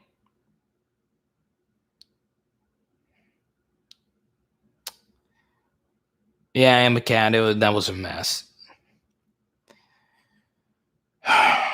It's never a good strategy to put your third best corner on the best SEC wide receiver of all time. Statistically, he is Devonta Smith. Yeah, Stapleton's great. What's funny, Creek, is Stapleton has he's just universally great. He's just so great. But I don't want this to be a country music chat. I don't listen to much country anymore because I'm not a country DJ anymore. Haven't been for about 1.5 years, 2 years now. But yes, I'm perfectly fine with no Kitty Chest, even though he is a big SEC football fan. But he's a Tennessee and Bama fan.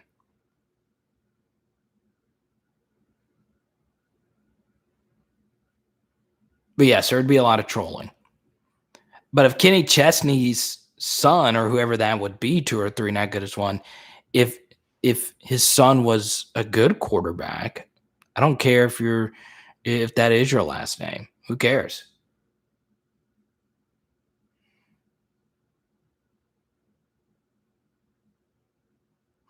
I hope so, I'm a cat.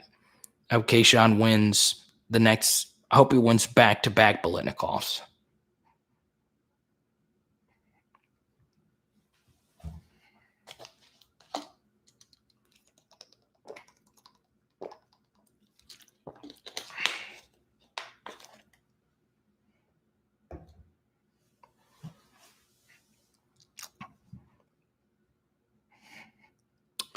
Oh, I like that thinking. It's just not every safety can do that.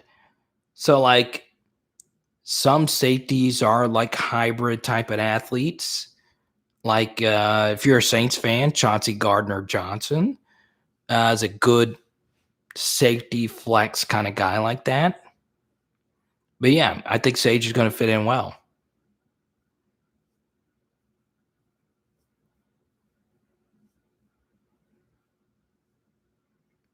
Who would have thought we'd seen the day where LSU didn't have a fullback on the roster?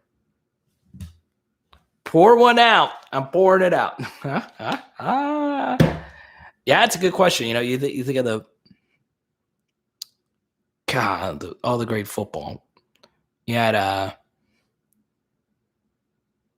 Stapley, J.C. Copeland, Connor Neighbors, David Ducree, Brykethian Mouton, John David Moore.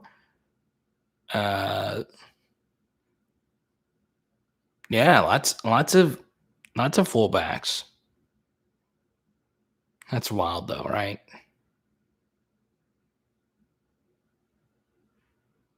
Amacat says, in my NCAA 2014 season, Kayshawn just won the Heisman, 2,500 yards and 36 TDs.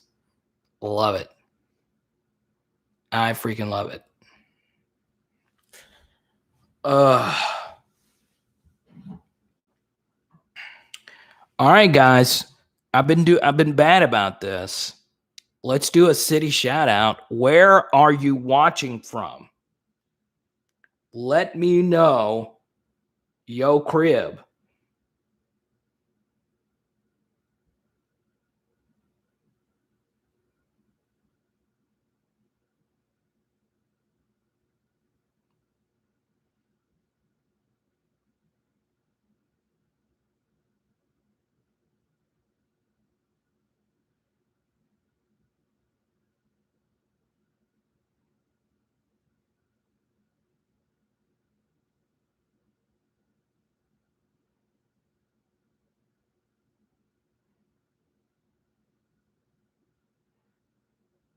Let's see here.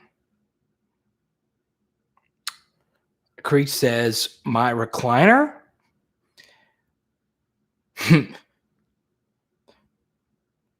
Chicago? Nice.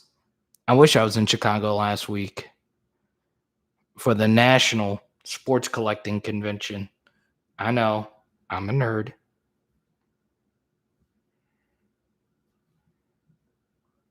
Let's see. Istanbul, Turkey's probably going to win this. Paris says, Flaunt did play a lot in 2019, but maybe Bo was a problem in his development. I think some of that is true. And he was put in a bad spot.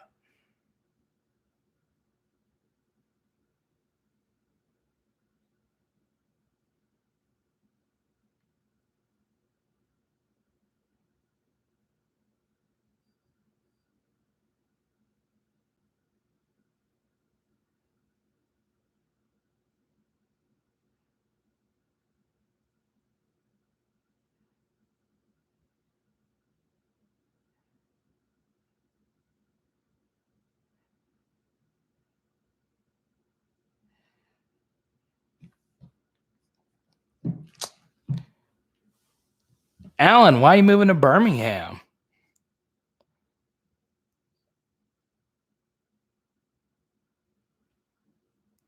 Wait, you're in quarantine, Jared? At a hotel in New Orleans? Waiting to take a copper ride to work? Wait, you're getting a helicopter? Wait, what, Jared? This is wild. Baker, Louisiana, Madison, Florida?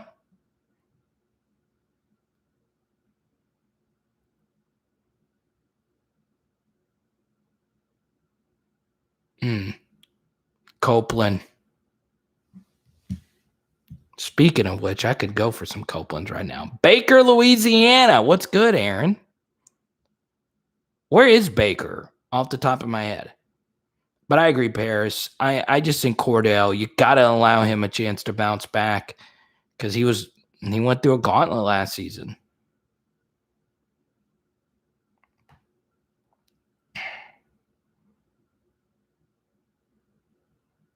Let's see. The 60s or 70s. Dude, why is the traffic in Birmingham is so bad? Well, and that's a very noble reason. And you get to spend more time with your mother, which is always a good thing.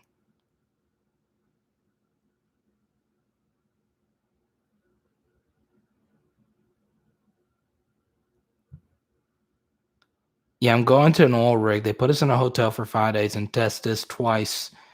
That makes sense because you're going to be working next to all these people. That makes sense. There you go, Jared. I'm sure you. I mean, I've never been to an oil rig.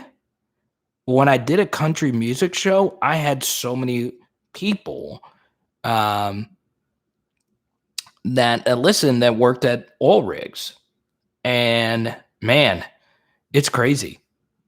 And it was interesting. I used to do my show from a rod wrenching competition, where you rod wrench, that you'd have to look it up. There's no other way to explain it. I love rod wrenching, and it's rod wrenching is wild. And a rod wrenching competition. What was interesting about the rod wrenching competition, Jared, was it was First place got $1,000 cash, and there was no second or third place prize. It was legit an all or nothing affair.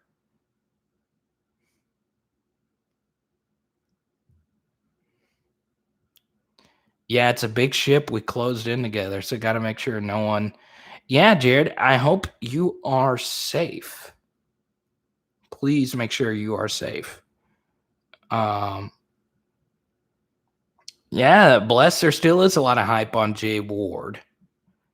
North Baton Rouge. Baker's North Baton Rouge. Okay, perfect.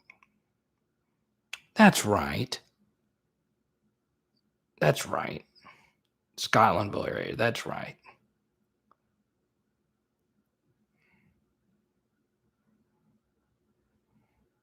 Wait, Nick, you're in Birmingham as well, huh? But yeah, bless. They brought Jay Ward out for interviews the other day, so that's obviously a really good thing. Yeah, I did not think we were on here for an hour 50. Time flies by when you're having fun, right? It's interesting. Like I was, so I have like a fancy camera, and I only use this camera in my laptop, and it's not all that fancy. But it's interesting though, because I don't want to upgrade the camera because I am hideous. Like I have a monobrow. I have the Anthony Davis, and I don't like shaving it. I just don't like shaving it. So yeah, I don't want a better camera.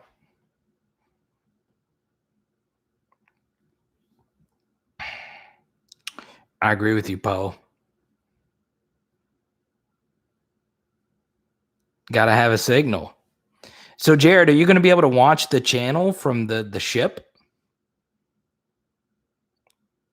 Let me know, man. We got to make sure you have signal.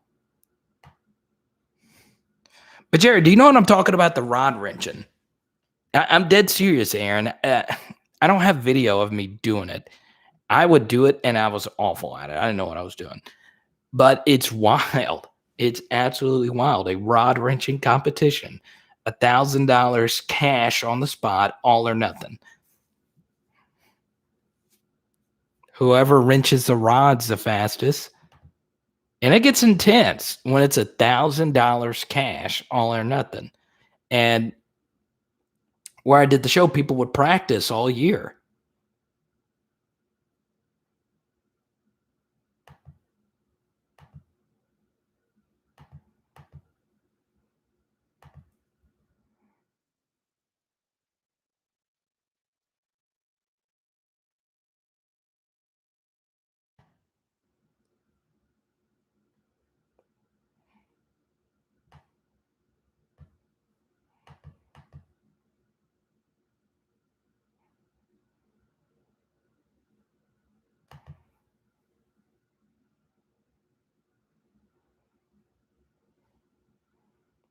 Captain Kenneth taking summer classes.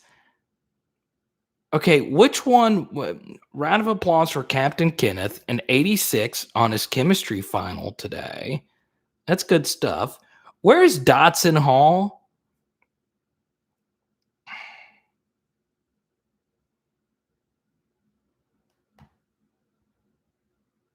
So you have no internet? Jared, that sucks. It is interesting, like how important internet speed is.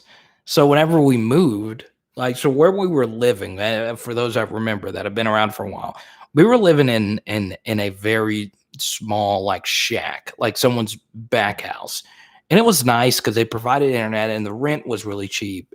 But whenever we moved, in order for me to do this job, I have to pay a lot for internet. Okay, so what sucks about that is, honestly, it really sucks. What really sucks about the internet stuff is that my internet bill is insane. Absolutely insane. There is the link for those that haven't already. You can subscribe to my email newsletter. That obviously goes a long way with helping out the channel. Also, what goes a long way with helping out the channel is getting your PHL shirt. And we have a new shipment of shirts. So if you click that link right there, your shirt will ship out tomorrow. So I highly recommend getting a shirt because the shipment cycles normally go in 5 to 10 days. I just got word that we are getting a new shipment of shirts out tomorrow. And if you want to support the channel, right there. Shout out to Ray. Thank you for signing up to the newsletter. See how that works? Exactly, Creek. And my internet bill is a little higher than that. Rai, where have you been?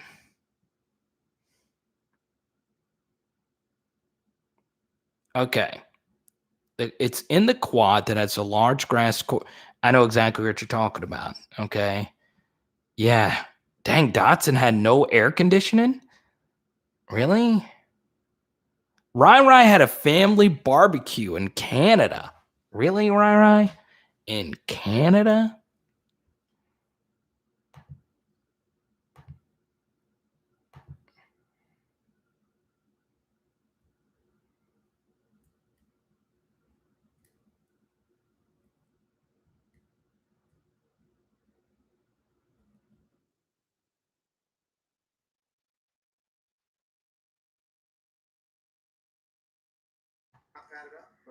He looks big, strong. Pat's on here pretty soon. From a leadership perspective, I mean, have you seen Aaron Delay kind of take that next step and then try to be that guy in the defense this year? I think we got a lot of guys, being leaders. I can care less if it. Right, it's just how you carry yourself and go about doing your.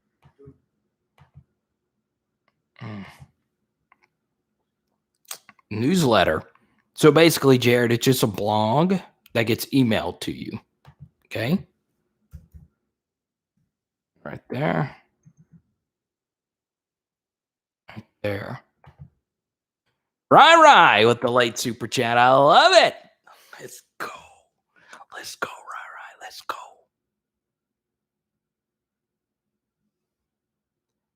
I'm interested. We have summer too.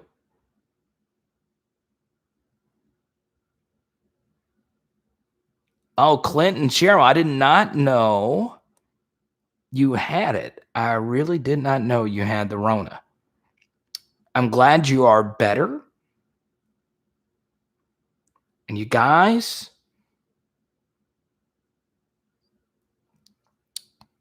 I'm telling you, be safe. Be safe. Okay. This is an LSU football channel, not a public health channel. But I think you guys know what you got to do to stay safe. Okay. And I say this from the bottom of my heart. Please stay safe. This is a real thing. And it's interesting that one of LSU's doctors is one of the, her clip went viral about virality, ironically. So yeah, please stay safe. This is very serious. Clinton Cheryl, I didn't know that. So I hope you're okay. I really do. Good question here from Rai. My question is, are you nervous about all the decommits? No, I'm not, Rai. The only decommitments you should really be worried about, if they were to happen, is Walker Howard and one of the elite offensive linemen. Everything else will work itself out. So, yeah, I don't think you should be worried about Jacoby Matthews. I do think he'll end up being a part of this class. I understand him reopening his options. Look, teenagers are teenagers. This is a life-changing decision. Do what you got to do. But it's it still doesn't absolve you. All right, right. Before we answer this question, it's time for our nightly appearance. Hey, everybody. I've been missing. Just woke up. I've been missing you all chat. We got your food cooked and we were in there. No, ma'am. No, ma'am. No, ma'am. No, don't chew cord. There you go. Say hi. Oh. I would say hi to Z.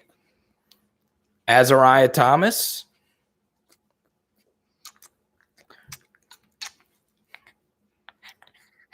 We're a lot calmer tonight. We're doing a lot better tonight. Helps out you just woke up from a nap. Yep.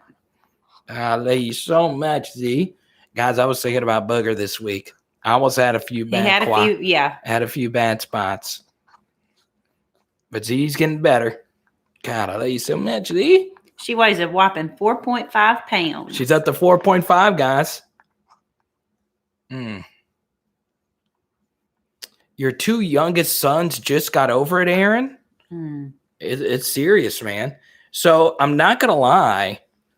Like, Mamas. I was supposed to be going down to Baton Rouge next weekend.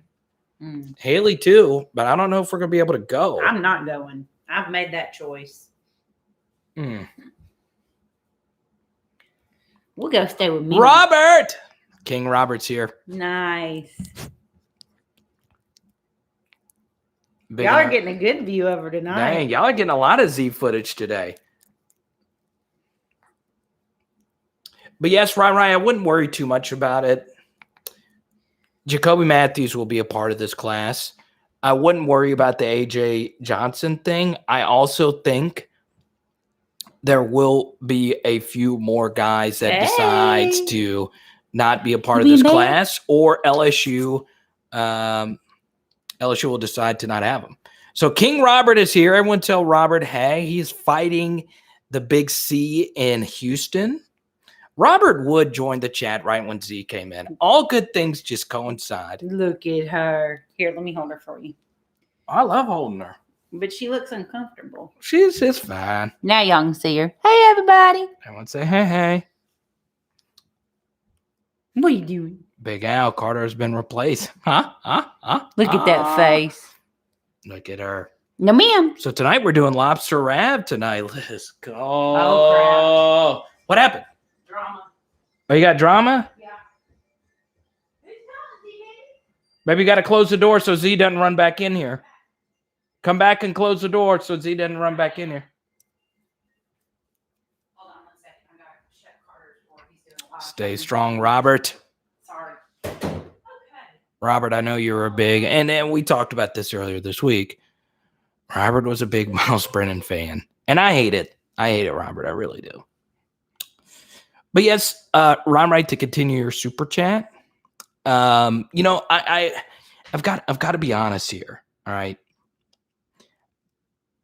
Jacoby Matthews is a very, very, very good prospect. But no matter where he decides to go, I'm all about players doing what they want to do. Go where you want to go. Live your dreams. And Jacoby Matthews' dream might be Texas A&M. Robert, thank you for a 50 spot. I appreciate you, man, as always. So yeah, it's always one of those things. And Robert, you just missed Marcus. Marcus would have loved to have seen you. But yeah, Rara, it's key to keep all of that in perspective. If Jacoby Matthews decides to go wherever he wants to go, I would still support him. I support every kid's decision to go wherever they want to go. And you could do whatever you want to do. That's a great thing about recruiting, is that you get this opportunity. You get the freedom to go where you want to go. So yeah, it's one of those things. I do think Julian Armella will be the most important commitment for LSU moving forward. Unless, of course, you look at Chaz Preston, you look at Quincy Wiggins, you look at Kendrick Law, those are all key Louisiana guys. Jamon Tapp. So yeah, but also remember this. Every recruit you don't get, you in turn, in theory, get an extra slot open for a transfer. And as many of you know, LSUSC transfer, you can make the case no one in the SEC has benefited more from transfers than LSU.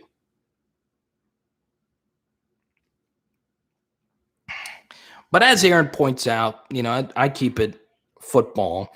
But I do want to bring this up. I was hearing stories about people that have the Rona and have the serious Rona taking up hospital beds from, people that are fighting other ailments. So as Aaron points out, stay home if it is not imperative for you to be out. And, I'm all about freedom, doing what you want to do, go where you want to go.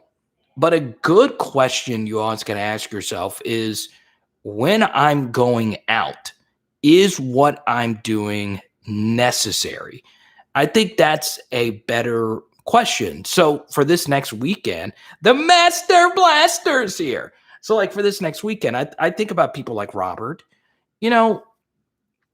It's very important, to keep the health of everyone, involved. We're all fighting this thing, together.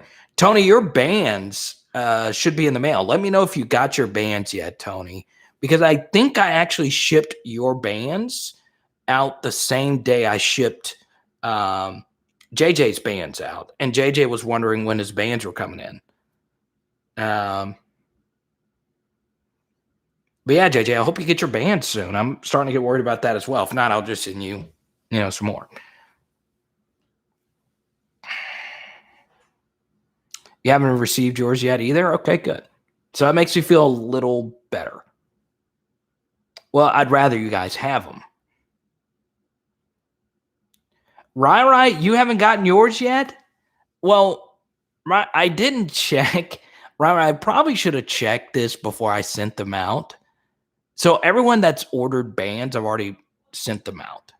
Okay, for those that don't know, you can get your Bug bands if you're new to the channel. Bug the dog was our former dog who tragically passed away earlier this year. And Z is our new dog. But these bands,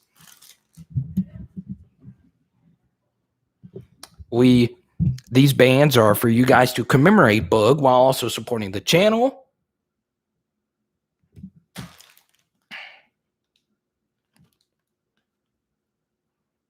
One for 10, 2 for 15, 3 for 20. 1 for 10, 2 for 15, 3 for 20.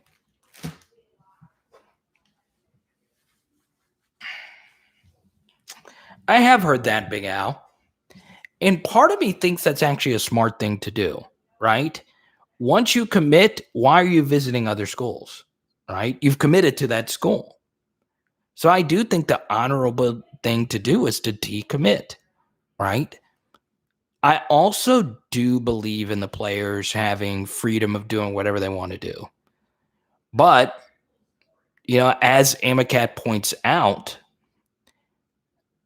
it is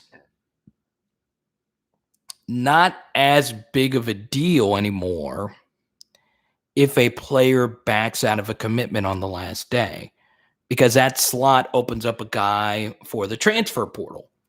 Okay. Or if a lot of you think Malik Neighbors is going to turn out to be, the next Josh Reed,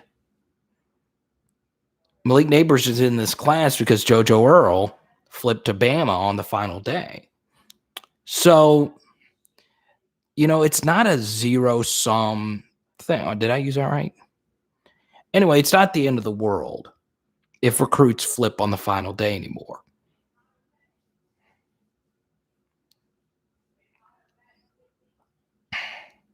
Steal their playbooks while they're not looking. Yeah, let's do it.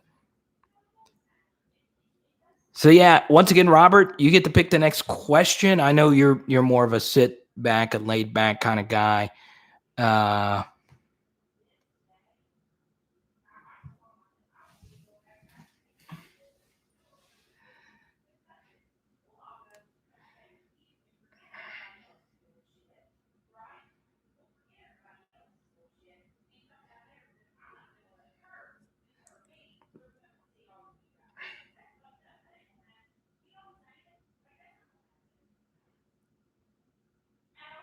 didn't know Edgerrin James actually got into the Hall of Fame. His quote, "My career started with gold teeth and ended with a gold jacket." Isn't that great? Robert, we need to get you some gold teeth. Bayou Bengal, what's up, Carter? I heard you the other day on 104.5 ESPN. Great job. Thank you, Bayou Bengal. I appreciate that, man. I got to actually shout out Mario, man. I've never gotten the opportunity to be on 104.5 until Mario gave me the opportunity. And let's be honest, 104.5, that's a big kahuna. And I know some of the other hosts that are on that channel. I have good relationships with a lot of those guys, but I really appreciate Mario giving me my first opportunity to be on that station. And it's interesting. I think I've been on every radio station in Louisiana as a guest and or host. I've been on the big one in Ruston with Sean Fox. I've been on the one with Shreveport with Ben Mintz, who's now at Barstool. Love Mincy. Been on the one in Alexandria with my guy Matt Dunn. I used to go weekly on WWL in New Orleans. Haven't been on there in a while. And, 104.5.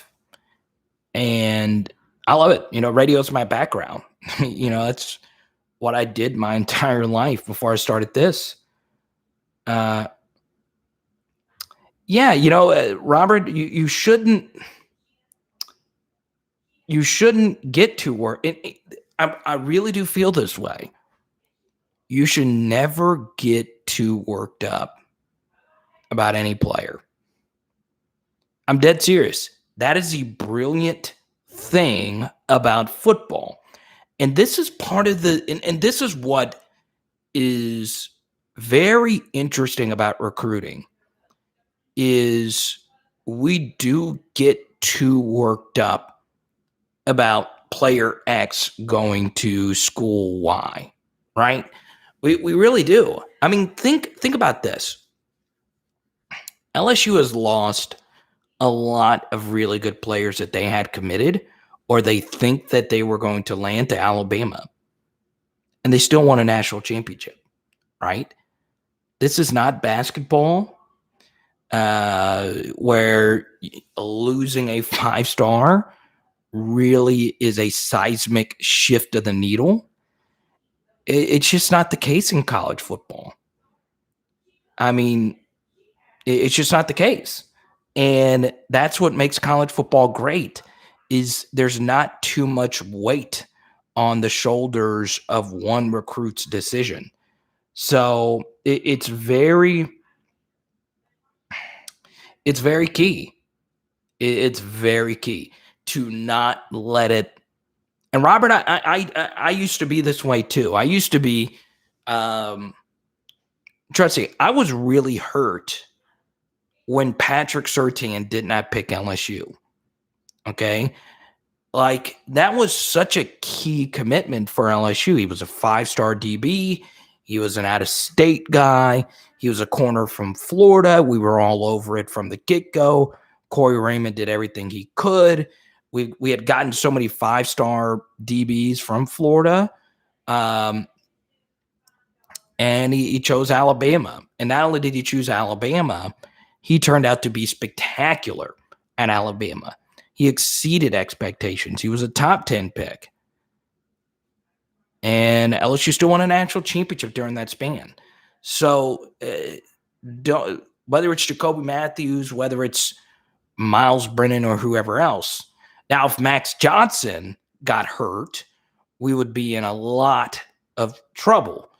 But honestly, it's not DEFCON 1. It's not the end of the world if player, especially in recruiting, if player X decides to go to a new school, especially now with the transfer portal. So, Robert, you can get worked up. And I used to as well. But yeah, Bayou is interesting. Are you going to the LA Rose Bowl?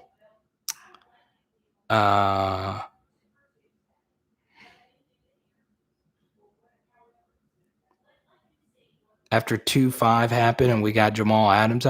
Yeah, in part of recruiting, guys, and Bayou, I'm going to answer your question in a second. Part of recruiting, guys, is it's so random. I honestly, and I'm being dead serious, I do think programs can over recruit. And what I mean by that is worry too much about it. I think you can worry too much about it and not just worry about what you have. Now, obviously, a 5-star defensive tackle can open up so many different things for your defense. They really can. And we've seen this with, DeMarvin Leal for Texas A&M has really transformed that defensive line. He's really good. We couldn't block him last year. He tore us to pieces. Derek Brown, 2019. He was pushing our guys around. So, yeah, I mean, those guys can be difference makers. Any position can be a difference maker. But some of it is just luck.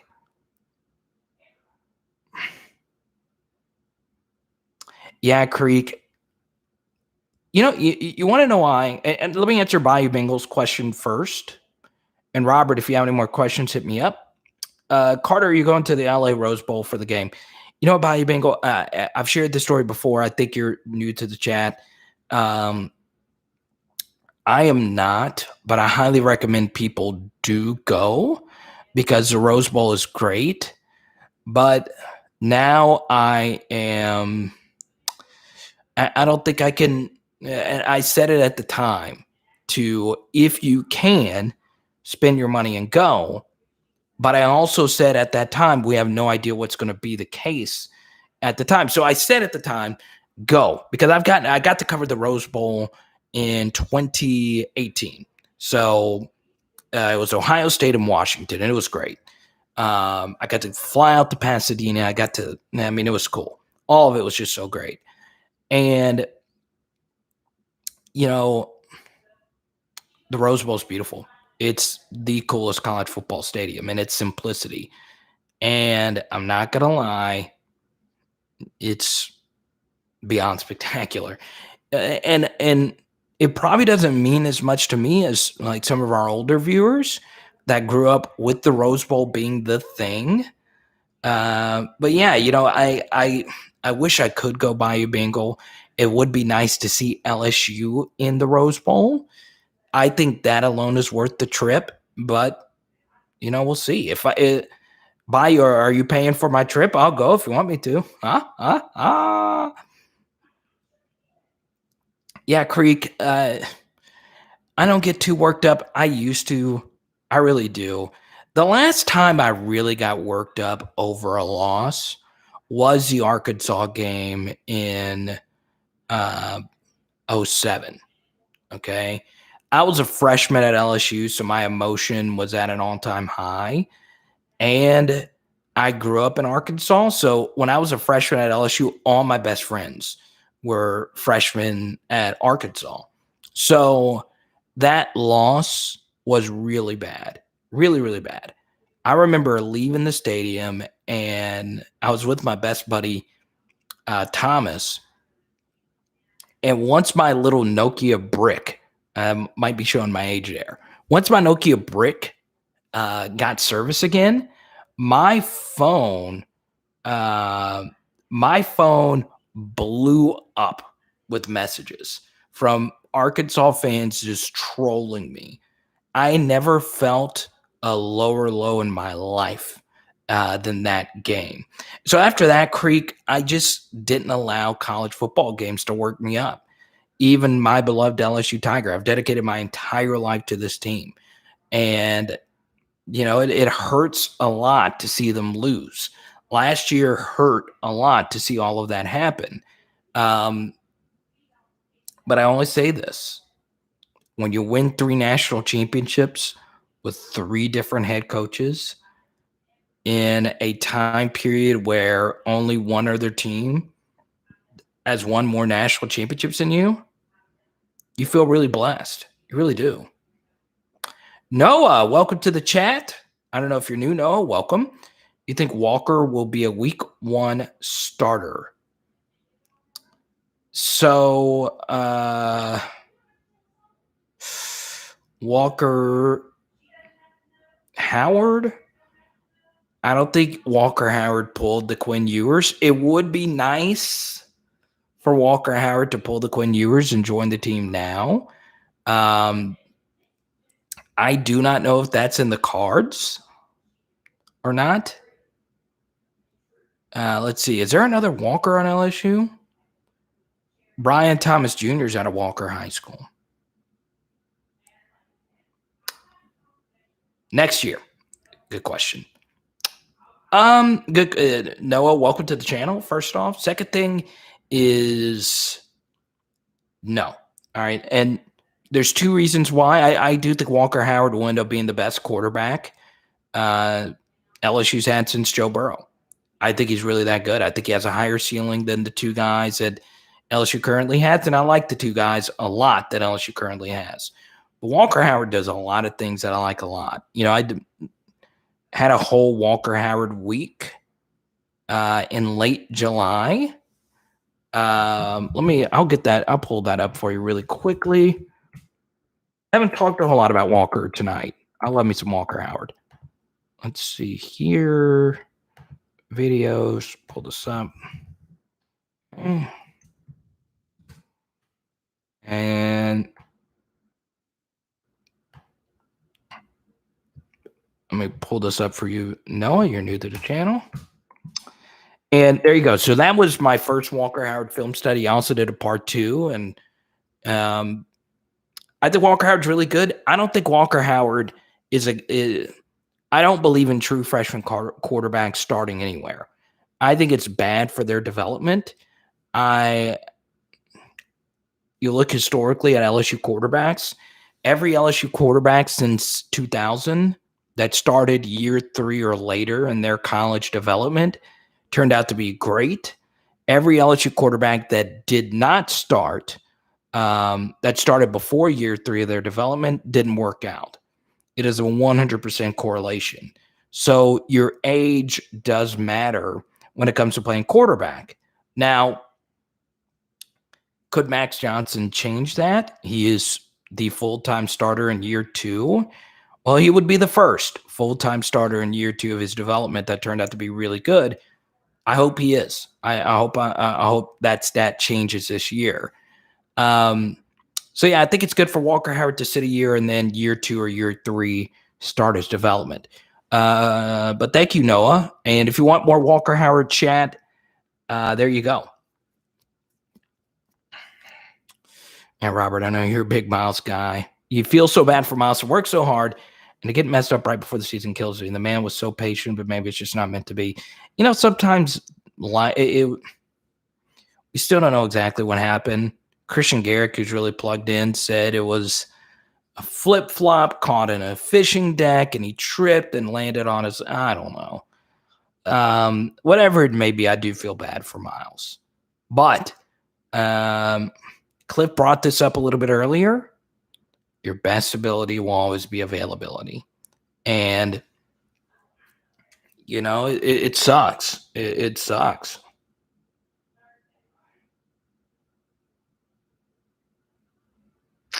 Yeah, it's true, Aaron. I was a big athlete myself, and that's a big reason why I'm a sports fan now. Or really, my dad is the biggest reason why I'm a sports fan. Yeah, no, I'm sure you probably know him if you're close by him. I really hope he turns out to be as good as I think he is. I do think year 2 is going to be the better option for him. And I honestly, I just feel that way for all quarterbacks. You know what's interesting? So obviously the last true freshman superstar quarterback situation was Trevor Lawrence, right? So that was like the last high-profile true freshman quarterback. But what's interesting is Trevor Lawrence regressed his sophomore year. So, you know, I just don't think that's a good thing. You look at a lot of SEC quarterbacks that started as true freshmen. You know, Bo Nix regressed his sophomore year. Kellen Mond regressed. So, yeah, you know, Noah, me saying that Walker Howard will not start day one is not a criticism. I think even he understands that there's going to be some waiting game that comes along with it. But honestly, it's probably for the better. I do. But that's cool, Noah. Tell him I wish him the best. And it's a Walker Howard Stand channel. I'm a big believer. I really am.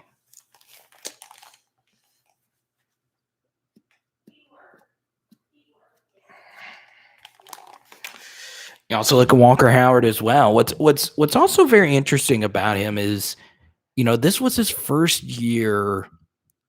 This last year was his first year starting. So this next year is going to be interesting. So his 2 best wide receivers are at LSU now, Jack Bech and Carter Arsenault. He lost another good wide receiver. He became a UL basketball player. So I really am interested to see how Walker Howard plays now with a bunch of new targets. I still think he's going to ball out. When you actually watch his tape is not wide receivers just running wide open. A lot of his tape is him making plays. So, yeah. But Noah, welcome to the channel. Everyone welcome Noah to the channel. Keegan, what's good? Dwight Mclaughlin is going to be the breakout player this year. I hope so. It just comes down for him. Is he even going to get a chance to play? You know, if there's an injury to Ricks or Stingley, he'll definitely get his opportunity. He obviously had a great spring game. He was probably one of the better players in the spring game. The only time he really got beat was Kayshawn just making a really good play on a ball that he was ready to make a play on. You know, I think last year, having some rough patches against Florida and Ole Miss, but just hanging in there and keeping on grinding is good. So, yeah. Master Blaster, you've been a little quiet tonight, man. What's going on? Creek is barbecuing.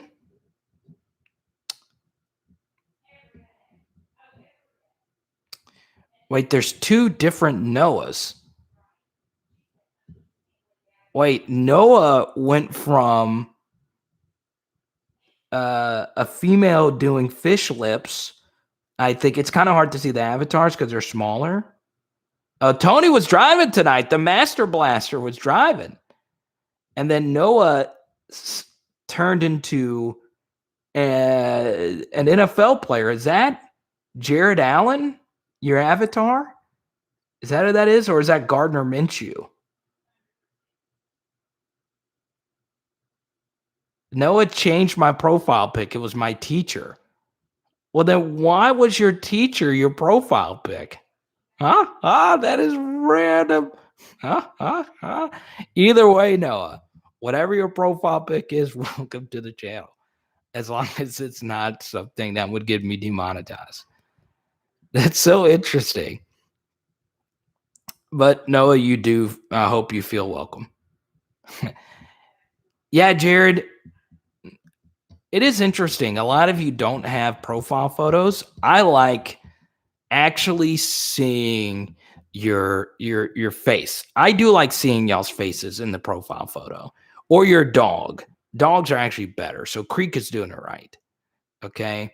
So you see, I get a picture here of Tony, but Tony's a little further back. See, Robert's photo is perfect. I get to see his face front and center.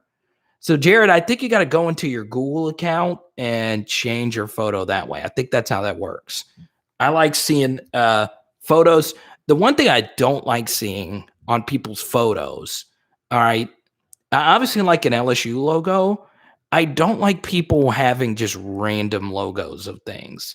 Like, have a logo be LSU related, or it be your face or your dog. No, that was wild. I didn't expect it to be your teacher though. I'm curious.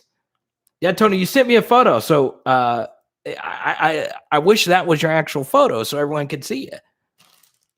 But where are you sitting, Tony? I'm interested where you are.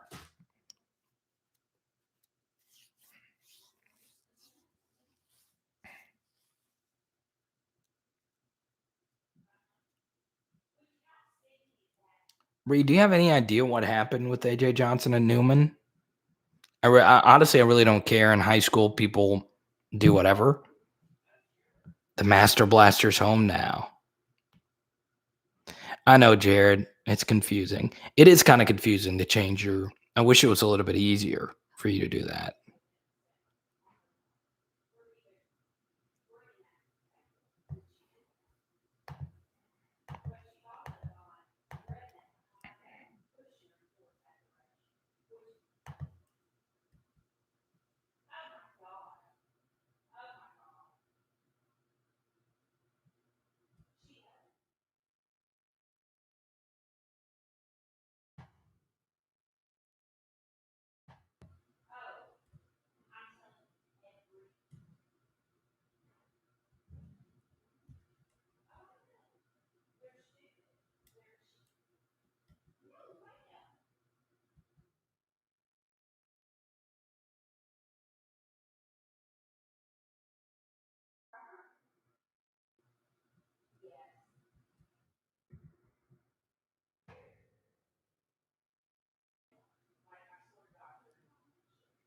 He had a fight.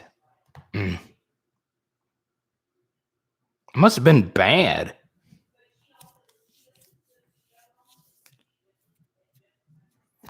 So we're 2.5 hours in. Robert's super chat is up. So normally we talk about different things. I know a lot of you are Saints fans. What do y'all think about, and I might lose all my viewers here, but I am very curious what you guys think about Michael Thomas.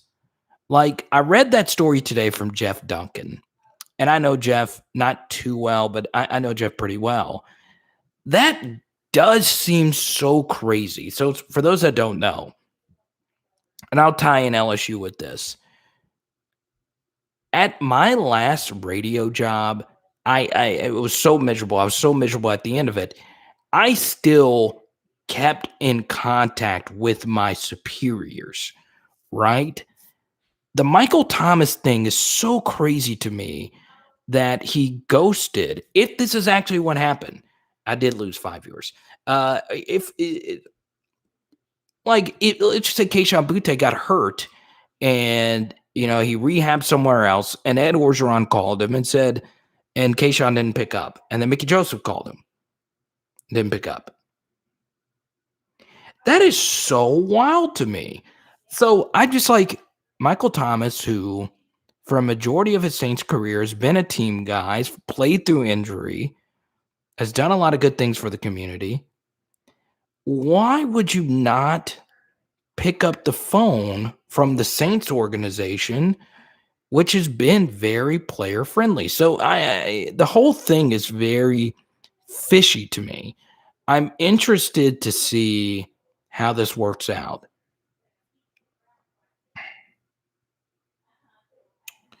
Manziel sucked, no championships in an NFL bust. Quit comparing him to Nasser Walker Howard.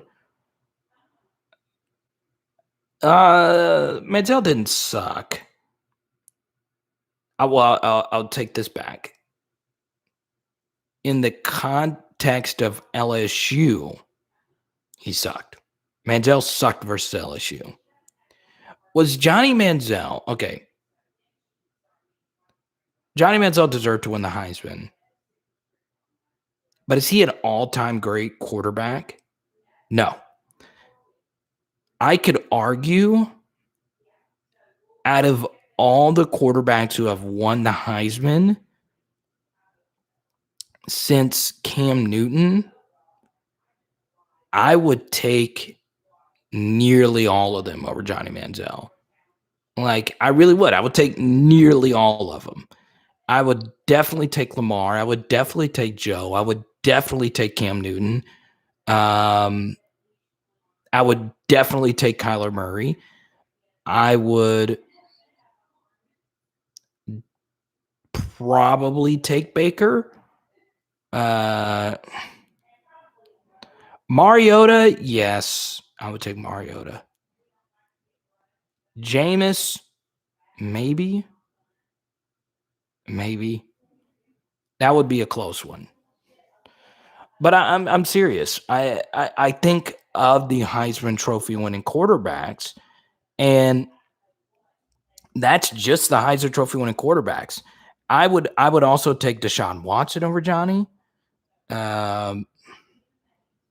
So yeah, I do think there is some truth to Johnny Manziel being slightly overrated. I think his story is what really pushed the narrative. Also, Johnny Manziel had a notoriously bad work ethic. He was just a bad teammate, and Manziel said that himself. Those I don't like ever labeling someone as a bad teammate. Johnny Manziel himself said he let Mike Evans and all his teammates down, didn't put in the effort. And it showed in his NFL career. He wasted all of it. It's just true. Okay. Now, for me to say he sucked is a little too blunt. But was he slightly overrated? Yes, he was slightly overrated. He was really good. But yeah, Johnny Manziel. There you go, Master Blaster. I like it. I like that photo a lot better.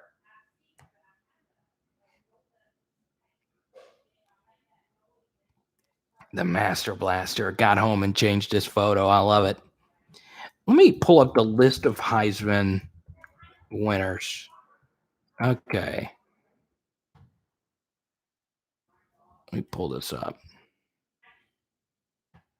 I am glad a non-quarterback won it, even if it was Devonta Smith.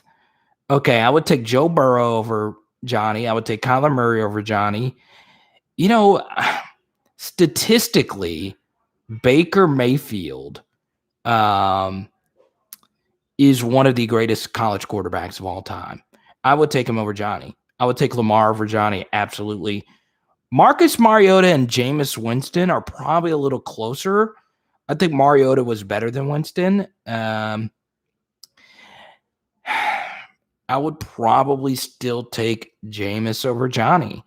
So once again, I would take Joe, Kyler, Baker, Lamar, those guys for sure. I would definitely probably take Marcus Mariota. Jameis and Johnny are pretty close. I think RG3 was better than Johnny Manziel. So I would give RG3 the nod too. Cam Newton, I'd give him the nod. And then before that was Mark Ingram, Sam Bradford. I don't know. Tim Tebow, yes. I'll take Tim Tebow over everyone not named Joe and Cam. Then you have a bunch of quarterbacks here in the middle that won the Heisman that were products of the system. So Troy Smith, Matt Leinart, Jason White, Carson Palmer, Chris Winkie.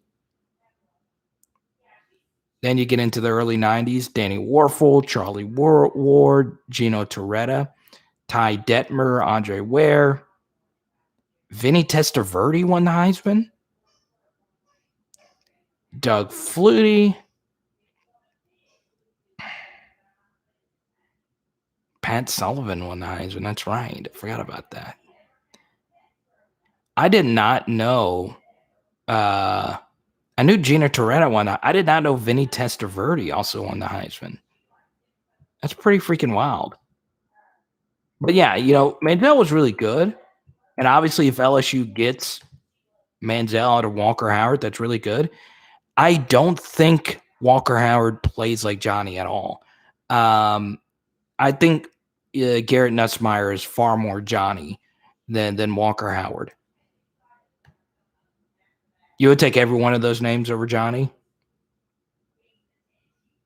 Manziel was a product of an unbelievable team. Yeah, you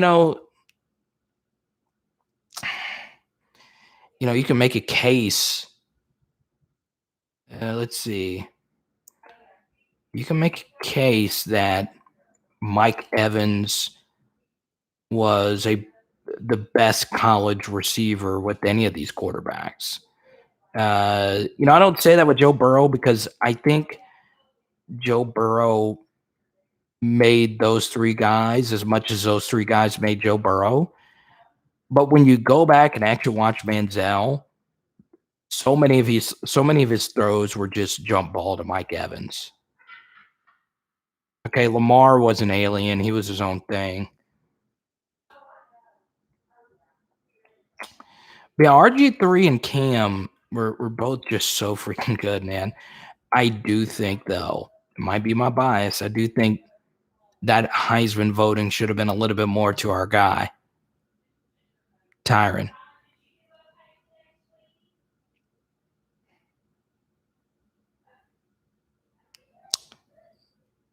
Johnny Walker. It's about that time of night, huh? Yeah, Pegasus. So he wasn't bad. Don't get it twisted. And if LSU gets Manziel type of quarterback play from Nuss, they can win a title. It's just, was he slightly okay? Here's what I'll say about Johnny Manziel. Okay, he was more memorable than some of these Heisman Trophy winners. So he was more memorable than Mariota. He was more memorable than Kyler Murray because Kyler was more of just a 1-year guy. So obviously the allure and the story of Manziel. So yeah, the Badger got robbed just like Fournette. So Fournette, his big year was 2015. The Heisman winner in 2015 was, let's go down here, was Derrick Henry. Here's what I'll say about that. I think Leonard Fournette should have been a finalist. Yeah, it was such a weird year. What was the 2015 Heisman voting?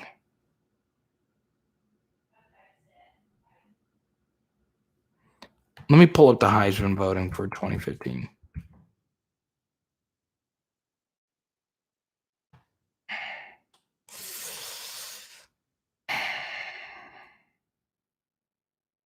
Derrick Henry 1. Christian McCaffrey was 2. Deshaun Watson 3. Baker Mayfield 4. Keenan Reynolds 5. Leonard Fournette 6. Dalvin Cook 7th.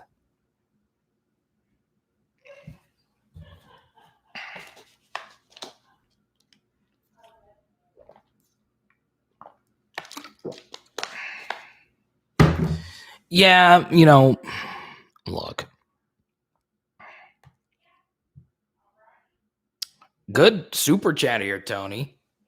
God, that profile photo is so much better. Tony with the LSU hat, got the LSU dry fit, and it lights up so much better when you super chat. So out of the three, Peterson, Matthew, and Fournette, which one should have won the Heisman? Good question. So let's go back. So much of your Heisman trophy comes down to who's actually in your season. So Patrick Peterson's big year is 2010, and that was obviously Cam Newton. And look, you won't find a bigger Patrick Peterson fan than me. but Cam Newton was that guy. Okay, we can't. You guys come here for objective analysis. I talked to Patrick Peterson after the LSU Auburn game, and he told me, it was like, dude, I've never seen anything like that. And I had a really good relationship with Patrick Peterson, and he told me that off the record. He was like, dude, I said off the record, but he told me that just in conversation. This wasn't a thing, and this isn't any kind of big intel. But he was like, dude, I've never seen anything like that. Like, and honestly, he was. Until Joe Burrow came around. And honestly, you know, Cam was still a different type of quarterback than Joe. So, yeah, you know, Patrick Peterson got a little unlucky that he ran into that. Because obviously, you know, if LSU beats Auburn in that game, they still would have been undefeated. And that obviously changes the narrative around Patrick Peterson's 2010 season. So, yeah, it did suck for him, but Cam was just a phenomenon. Tyrann Mathieu 2011 was a better individual season than any of Patrick Peterson's season, but I do think PP7 does get the benefit of the doubt between the two of them because he did play that final year. Look, Tyrann Mathieu 2011 is arguably the best SEC defensive year since Derek Brooks had 27 sacks in a single season. The one big thing you can put an asterisk next to Tyrann Mathieu in 2011, and his 2010 was also low-key really freaking good as a true freshman. The asterisk for Tyrann Mathieu's 2011 was he was suspended for a game. So the thing is, if you're a believer in your best ability is availability, to get suspended in the middle of a national championship campaign. Now, he was suspended for the Auburn game, and we were just fine. Ron Brooks carried us that game. You know, that's part of your legacy. I think if Tyrann Mathieu wasn't suspended for that game, and it's ironic because Ron Brooks got a pick six in that game, you know, that could have changed a lot for Tyrann Mathieu's Heisman narrative. So out of the three, I do think – so obviously Leonard Fournette's big year was the 2015 year. Patrick Peterson's best year was the 2010 year, even though his 2009 year was also really good. Tyrann Mathieu's 2011 was the best individual season out of those three. And I do think Tyrann Mathieu's individual season is the best individual season in the LSU modern era outside of Joe Burrow in obviously 2019. So, yeah, I think out of those three, Tyrann Mathieu deserved the Heisman the most, and that's even factoring in the suspended game, which I do factor in, right? His 2011 was just that incredible. You'll look at, you know, what he did. So Tyrann Mathieu is not arguably only the best LSU defensive player of all time. He is unquestionably the best LSU special teamer of all time. When you factor in returns, when you factor in kickoff coverage, punt returns, he's the best special teamer. Like, he made so many plays outside of just returning punts. Gunner on punt team. The play against Oregon, which was phenomenal, changed that entire game. Tyrann Mathieu is the most complete football player to ever wear an LSU uniform, and we'll never see it again. LSU's DBU, you'll still never see that again. It was that historically great. And yeah, he's a GOAT. He's one of the best of all time. But, you know, because Patrick Peterson played that final year, that would be the only reason I would have, you know, and I'm a big PP7 guy. I had a relationship with Patrick Peterson. I knew him personally. He was great. We had a bunch of great conversations. I never really knew Tyrann all that much. And even with that said, even with the suspensions and all of that, this guy is still unquestionably the most memorable, iconic LSU football player of the modern era until 2019 happened. So yeah, I think Tyron would be that guy. Christian, that's fine. Fighting fires or watching me talk about LSU football. Welcome, Christian. Did you? It's interesting. So a busy night at the fire station. Did you have to put out a bunch of fires? So what do you think, Tony? He said all three deserve the Heisman. There you go. That's the attitude I like right there. I wish I could give all three of the Heismans. But here's what's interesting, okay? Did all three of them deserve the Heisman? Okay, so once again, I go back. Patrick Peterson is probably my favorite LSU player of all time. He's definitely on my Mount Rushmore of my personal favorites. And I probably like Patrick Peterson personally more than I do Tyrann Mathieu. I collect both of their cards. All right, I've been collecting a lot of Tyrann Mathieu cards lately. We actually gave one out recently. We're also giving away a huge autographed Skylar Green card soon. So if you're a Skylar fan, be ready. But Patrick Peterson, Cam Newton deserved the Heisman. Leonard Fournette, his 20, he deserved to get to New York City, as did Patrick Peterson. But, life can't be perfect. So I can make the case for Leonard Fournette over Derrick Henry as well. I really can. So 2011, Tyrann Mathieu was the fifth guy there, though. So let me look at 2010, and let me see the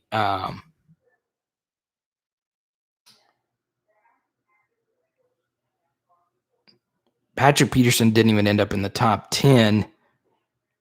Cam Newton and Andrew Luck. And Andrew Luck that season was 3,338 yards passing, 32 TDs, and 8 interceptions. That doesn't include his rushing stats. As many of you know, Andrew Luck was a dual threat quarterback. So in 2011, his rushing stats were also, let me pull them up here, 150 yards and 2 TDs, so not anything too special. So yeah, it's tough.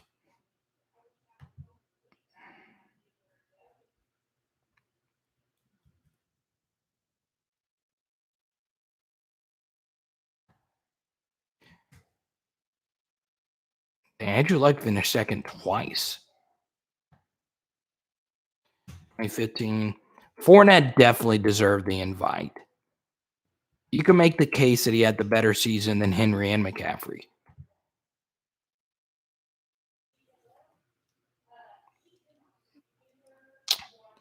No, that's a good question. It kind of ties in what we're talking about. I would say Patrick Peterson. He's the one who started the legacy. He had the best 3-year career out of everyone that wore the number 7. So yeah, Patrick Peterson. And you also got to get, and you do, and this is why, this is why it's very important to count that final year. So, for Tyrann Mathieu's legacy, the 2012 team was relying on Tyrann Mathieu. He was a leader. He was a leader of the 2011 team. The reason why that final year is so important when you're discussing the greatest LSU Tigers of all time, because there are so many instances of great LSU players who had awesome sophomore seasons, but didn't follow it up with that final junior year. And it's hard. That year 3 is really tough, especially if you had a really good year 2. That year 3 is really tough because you are getting ready for the draft. It's in the back of your mind, and it has a huge impact on who you are.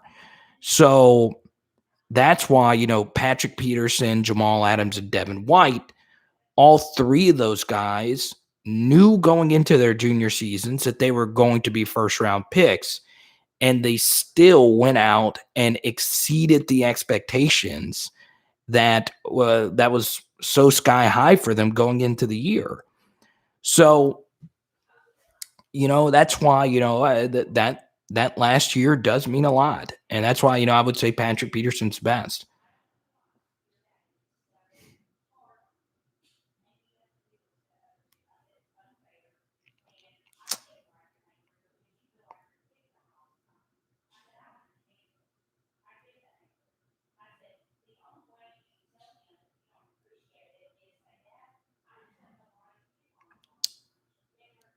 Yeah.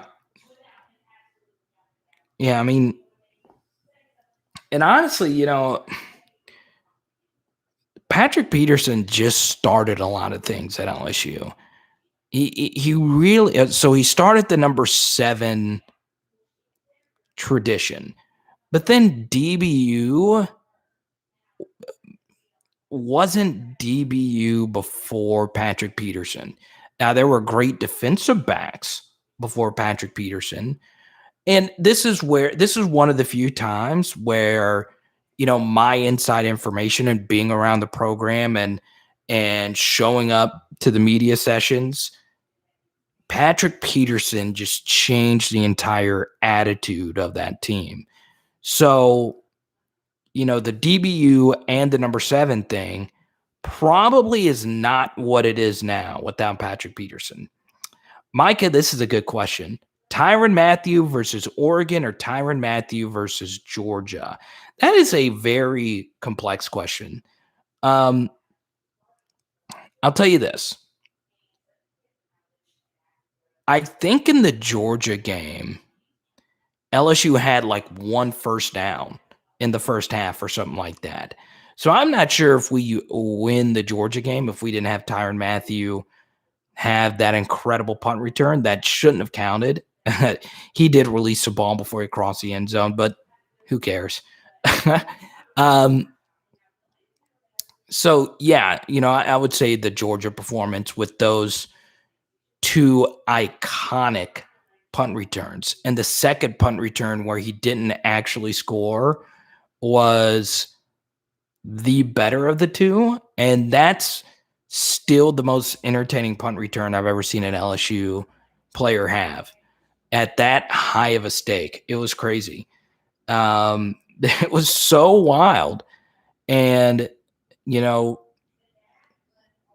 was crazy. It was just, we were witnessing transcendency. And it was so crazy. But I'll say this, Micah. I'm actually going to pick the Oregon game. All right. And this is why I'm going to do it. Because Tyrann Mathieu had 2 great punt returns against Georgia, right? And they were phenomenal. Okay, the one he actually scored a touchdown on was pretty ridiculous. He had some really good blocking. The second one was still a circus act. I have no idea how he made all those guys miss on the second one. And for him to get shoestrung tackle before he actually scored is just a criminal thing. But here's the thing. There have been other great punt returners. Okay. So, Arkansas had Joe Adams. Alabama had Waddle and Javier Arenas. And LSU has had other great punt returners. But the play that Tyrann Mathieu made against Oregon was on just as big of a stage, right? So the SEC championship game was a big deal. But even if LSU had lost that game, they still would have gotten into the national championship game. The Oregon game was a top 5 matchup, and we didn't know what LSU was actually going to be, and that game was still 0-0, and we didn't have the attitude yet. We didn't have anything. It was still a clean slate, and the Tyrann Mathieu touchdown against Oregon, I've never seen anyone do what he did on that play. So he was a gunner on punt team, right? And this is one of those things where, if you played, you understand how difficult it is to be a gunner on punt team. You have to make the guy miss in front of you, and you're sprinting the entire time. And that entire time, you're having to process a lot of information. You have to see where the returner is. You also have to see if he's making a fair catch. You also have to see if the ball is bouncing or not, if the returner had touched the football or not.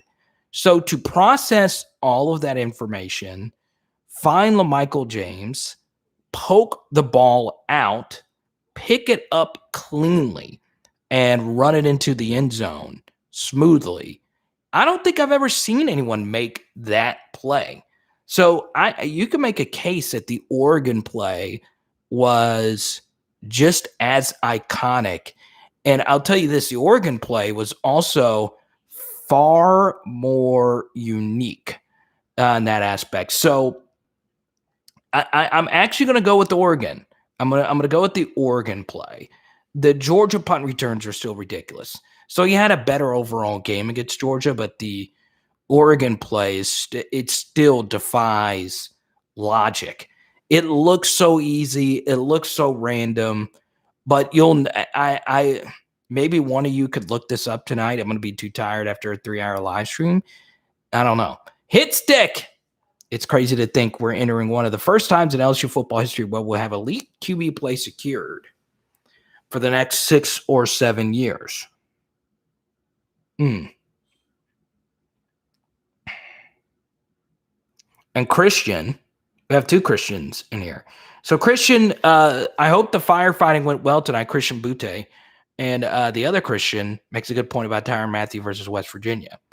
And the Texas A&M game, you can make a case that Tyrann Mathieu's Texas A&M game was his best game. He was so filthy in that game too. So hit stick to your super chat. This is a scary thing about quarterback play. There are so many different variables. There are so many things that can go wrong that we do feel very confident about the quarterbacks that we have locked up. I feel confident about Walker Howard. I feel confident about Nuss. I'm starting to feel more confident about Max Johnson. But the very thing that is funny hit stick about the quarterback play is, the likelihood that all 3 of them are exceptional is somewhat high considering their supporting cast are going to be really good. But what's funny about quarterback play hit stick is none of this matters unless Brad Davis and Ed Orgeron fixes this offensive line. So you are right, hit stick. It is wild that Louisiana for 2 straight years is going to have the number 1 quarterback in the nation, which I believe in the 2-4-7 era has never happened before. So yeah, that's really cool. And to have Walker Howard coming in, we were talking about him a minute ago. It does feel great. And you got to thank number 9 for that. That's why number 9 should never be worn again. He changed everything. He gave us the greatest team of all time. We owe everything to that guy. And, no one should ever put that uniform on again.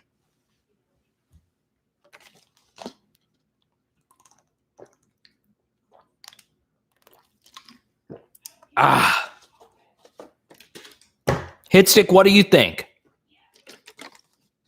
Do you think it's secured?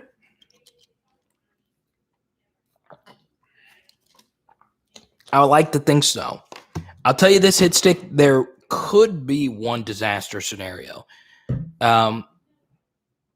If Max Johnson does get hurt and Garrett is forced to carry this team, that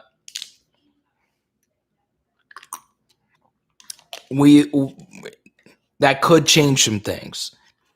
I am a little concerned about this offensive line, but we'll see. We'll see what happens. This isn't about LSU, but what do you think about Jay? Here's what I'll do, Noah. If you super chat that question, I'll get to it. There's a lot of LSU chatter going on. But yeah, let me answer. Let's see. I think Owen Davis will get this online together, but the idea of Max getting hurt keeps me up at night. It does too, hit stick. You're a big LSU fan. I've known you for a good little bit now, hit stick. But I am about the LSU Tigers. I love this team. And, man, yeah, it's funny because I kept hearing how TJ Finley not being around anymore is a good thing. And look where we are now. It's not a good thing. You know, you need scholarship quarterbacks to have a chance. You just do. And it is a concern. It's a major concern. And there's nothing we can do about it now. It's those two guys. So that's the thing. Your best ability will be availability. From the end until time will be the most important thing. And I also want to throw this in here as well, Hitstick, and you make a good point here. Max did get hit hard a lot. And a lot of the hard hits he took were the byproduct of Cole Taylor. He missed some blocks and it caused some destruction on Max's body. So yeah, that does concern me. So on top of an offensive line, your tight end really struggled blocking last season. I would defend Cole Taylor because that's the hardest thing for a true freshman tight end to do, because in high school, you probably didn't block a whole lot. So yeah, I also do believe LSU made a mistake in not getting Shield Taylor out of Alexandria. He was a 3-star tight end, and it's very interesting to know now that Jalen Sheed left. He packed his bags and left the thinnest position on the team. So that is just such a bizarre thing to do. But it's not too uncommon. The amount of 3-star out-of-state kids that come to LSU and pack their bags within 2 years is stunning. So yeah, and 3-star Louisiana kids tend to stay around longer. I felt this way at the time of the Jalen Sheed thing. I was like, whoa. What are we doing here? And I did like Shield Taylor a lot. He's not special, but a tight end room is thin. And I'll tell you this, Shield Taylor can block.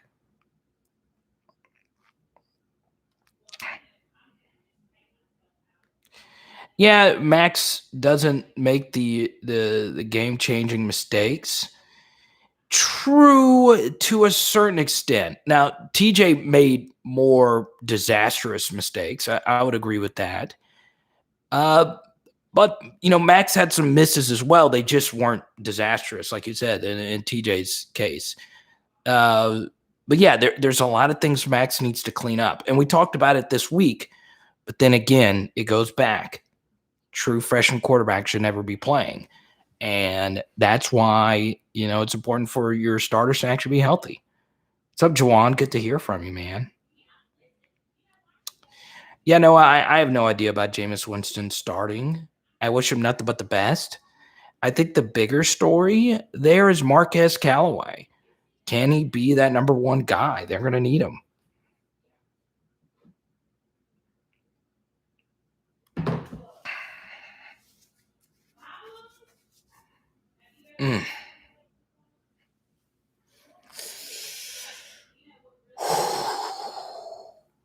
Who's ready for some fantasy football? Oh.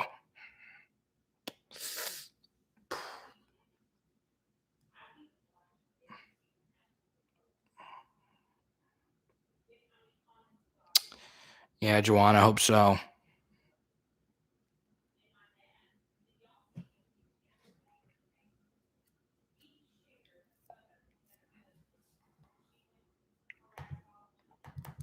Once again, if you're still here, it would be greatly helpful if you sign up for the Substack. It costs you nothing to Put your email in there. And there you go right there. And get your shirt. Miles is transferring eventually, in my opinion. Yeah, he very well could and start somewhere else and be a good player. It's a good quarterback. But I hope he stays around.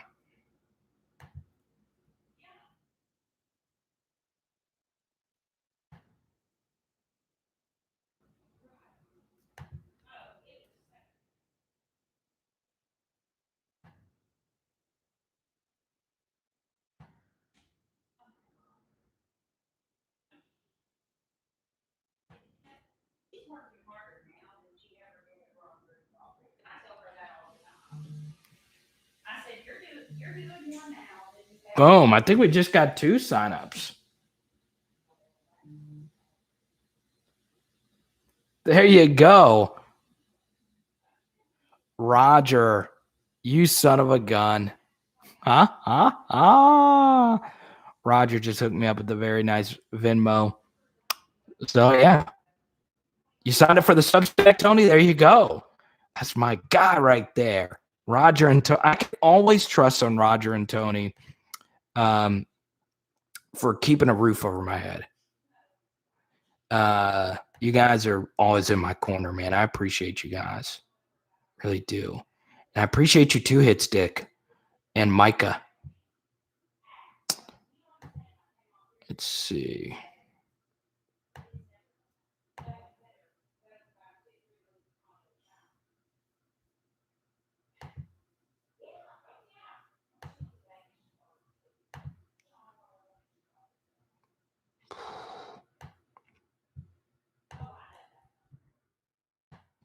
Now Roger's excited for some fantasy football.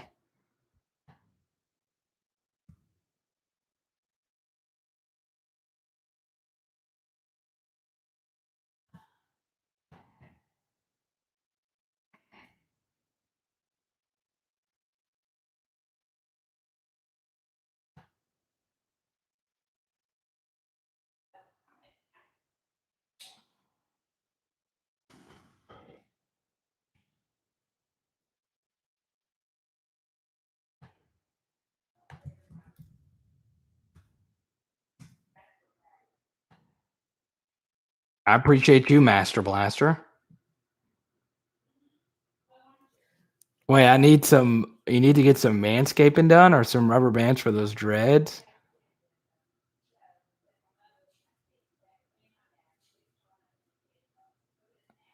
Get the gat. I love it, man. Roger, I know you're excited about fantasy football. Big fantasy football announcement on Tuesday, guys. If you want to play with yours truly, just signed and finalized a really cool opportunity for the channel. And you guys are going to like it.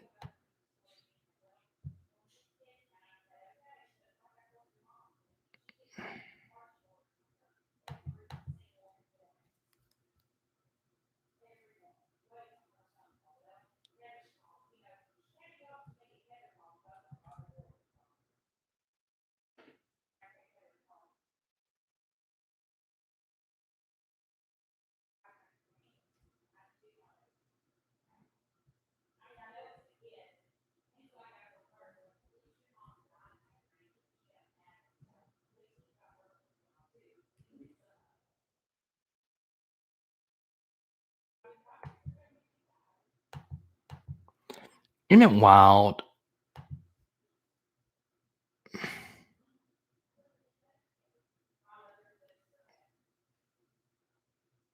Do you think that this defense for 2021 will be somewhat better or a lot better than the 2020 defense? Good question, Scott. I honestly think, and this is going to sound like really stupid. So, Scott, I don't know how new you are to the channel. So we did a pass defense week a few weeks ago. And we talked about how much I think the LSU defense would get better if they just played their safeties back, play more too high. Okay.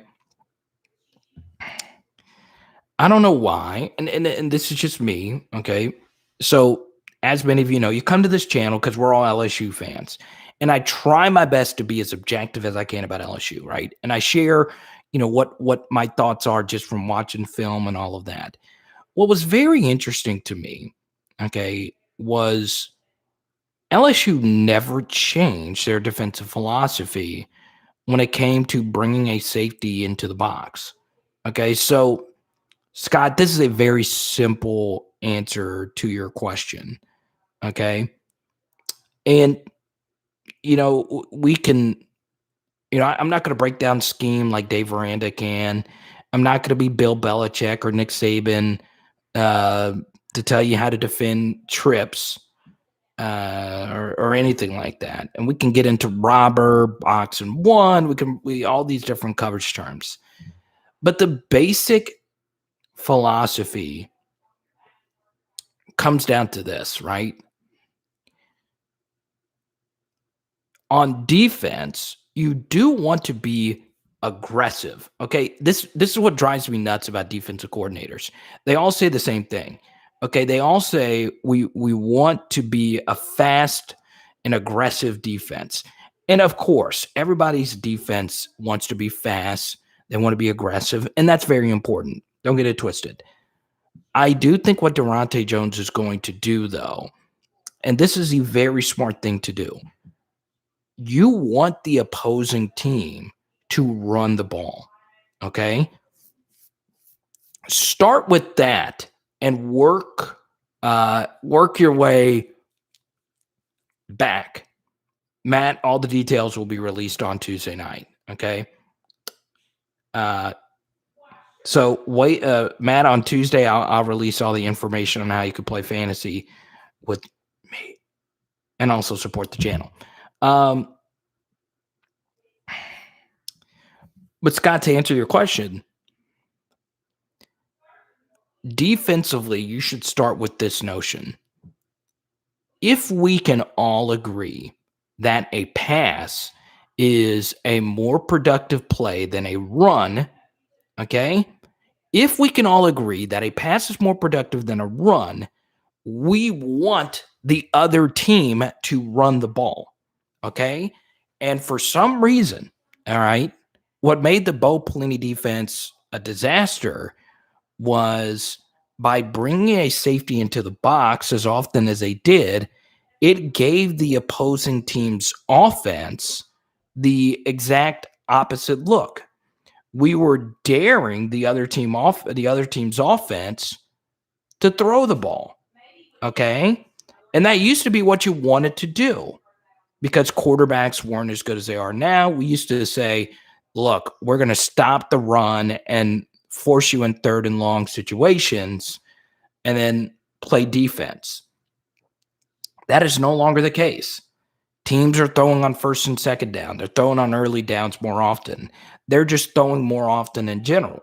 So what you want to do defensively is ask this question. What is it that the other team's offense wants us to do? You have to think defense is, in theory, a reactionary position, right? You react to what the offense does, okay?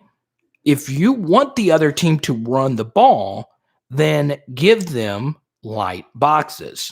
So if I were LSU going into this season, rarely would I ever give teams a 7-man box. Give them 6-man boxes and force them to throw over the top. Okay? And Madden, I always play 2 safeties deep. There you go. I wish it was that easy, Amacat. I wish you could just play Madden and run the defense. King Mo, what's good, man? It's been a while, King Mo. We've had a lot of people come back for the first time in a while. That's obviously really cool. So yeah, play your safeties back. That goes a long way, right?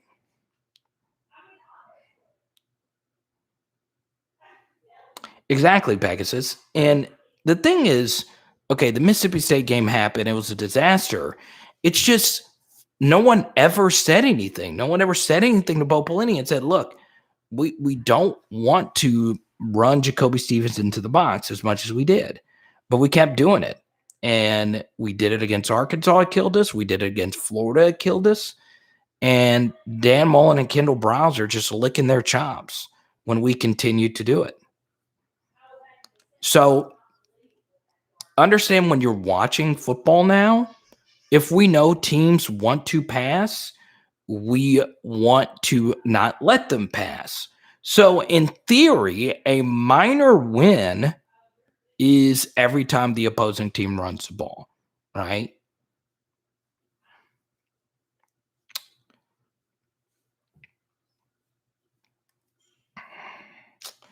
All right, guys, we did go super long tonight. I actually thought about wrapping it up about at the 2-hour mark, but Robert jumped in, and anytime Robert jumps in, it gets crazy.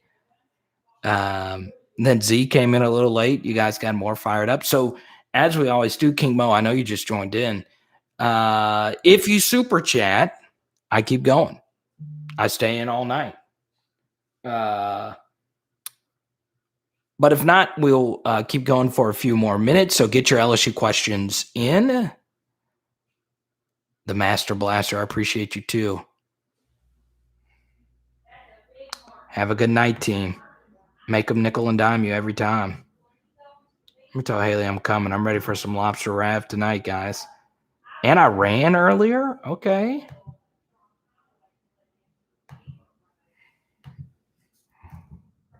I'm going to buy some cards, I think. I don't have the money. I looked at my checking account today. I was like, oh, the super chats are good tonight. I probably should have mentioned that a little bit earlier. Z had some gnarly vet appointments. By the way, my vet does watch our channel. So shout out to him. But as many of you know, at the new dog, those vet bills with all the shots, I'm like, really? It's a dog. The dog could just live. I don't need all these shots, but we got to get the parvo shot. You got to get the parvo booster. You got to get the booster for the parvo for the booster. And you got to get the rabies shot. Blake, are they getting ready to fight right now? Is that the Derek Lewis, the Beast Lewis? Are they getting ready to fight? I'm definitely gonna watch that. I totally forgot about that tonight. Oh man, I might have to buy that fight. Actually, I should do the responsible thing and not do it. Had they they haven't started yet? Okay. I was gonna go to bed early, Blake. My girlfriend's gonna be so mad at you for reminding me of this, Blake.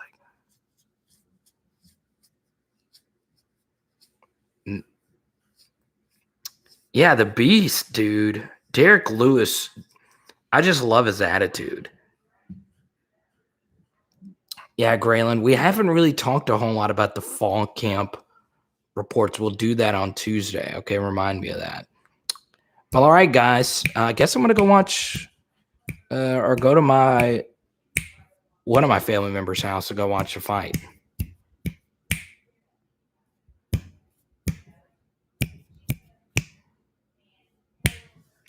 Let's see here. Nobody bought booger bands tonight. What's up with that, man?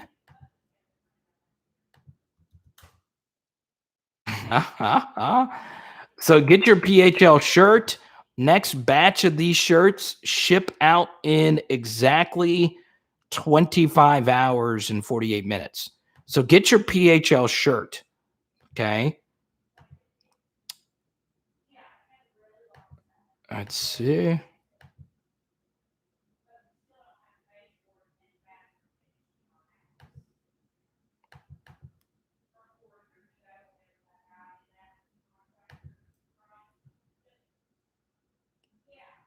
Oh, that's not.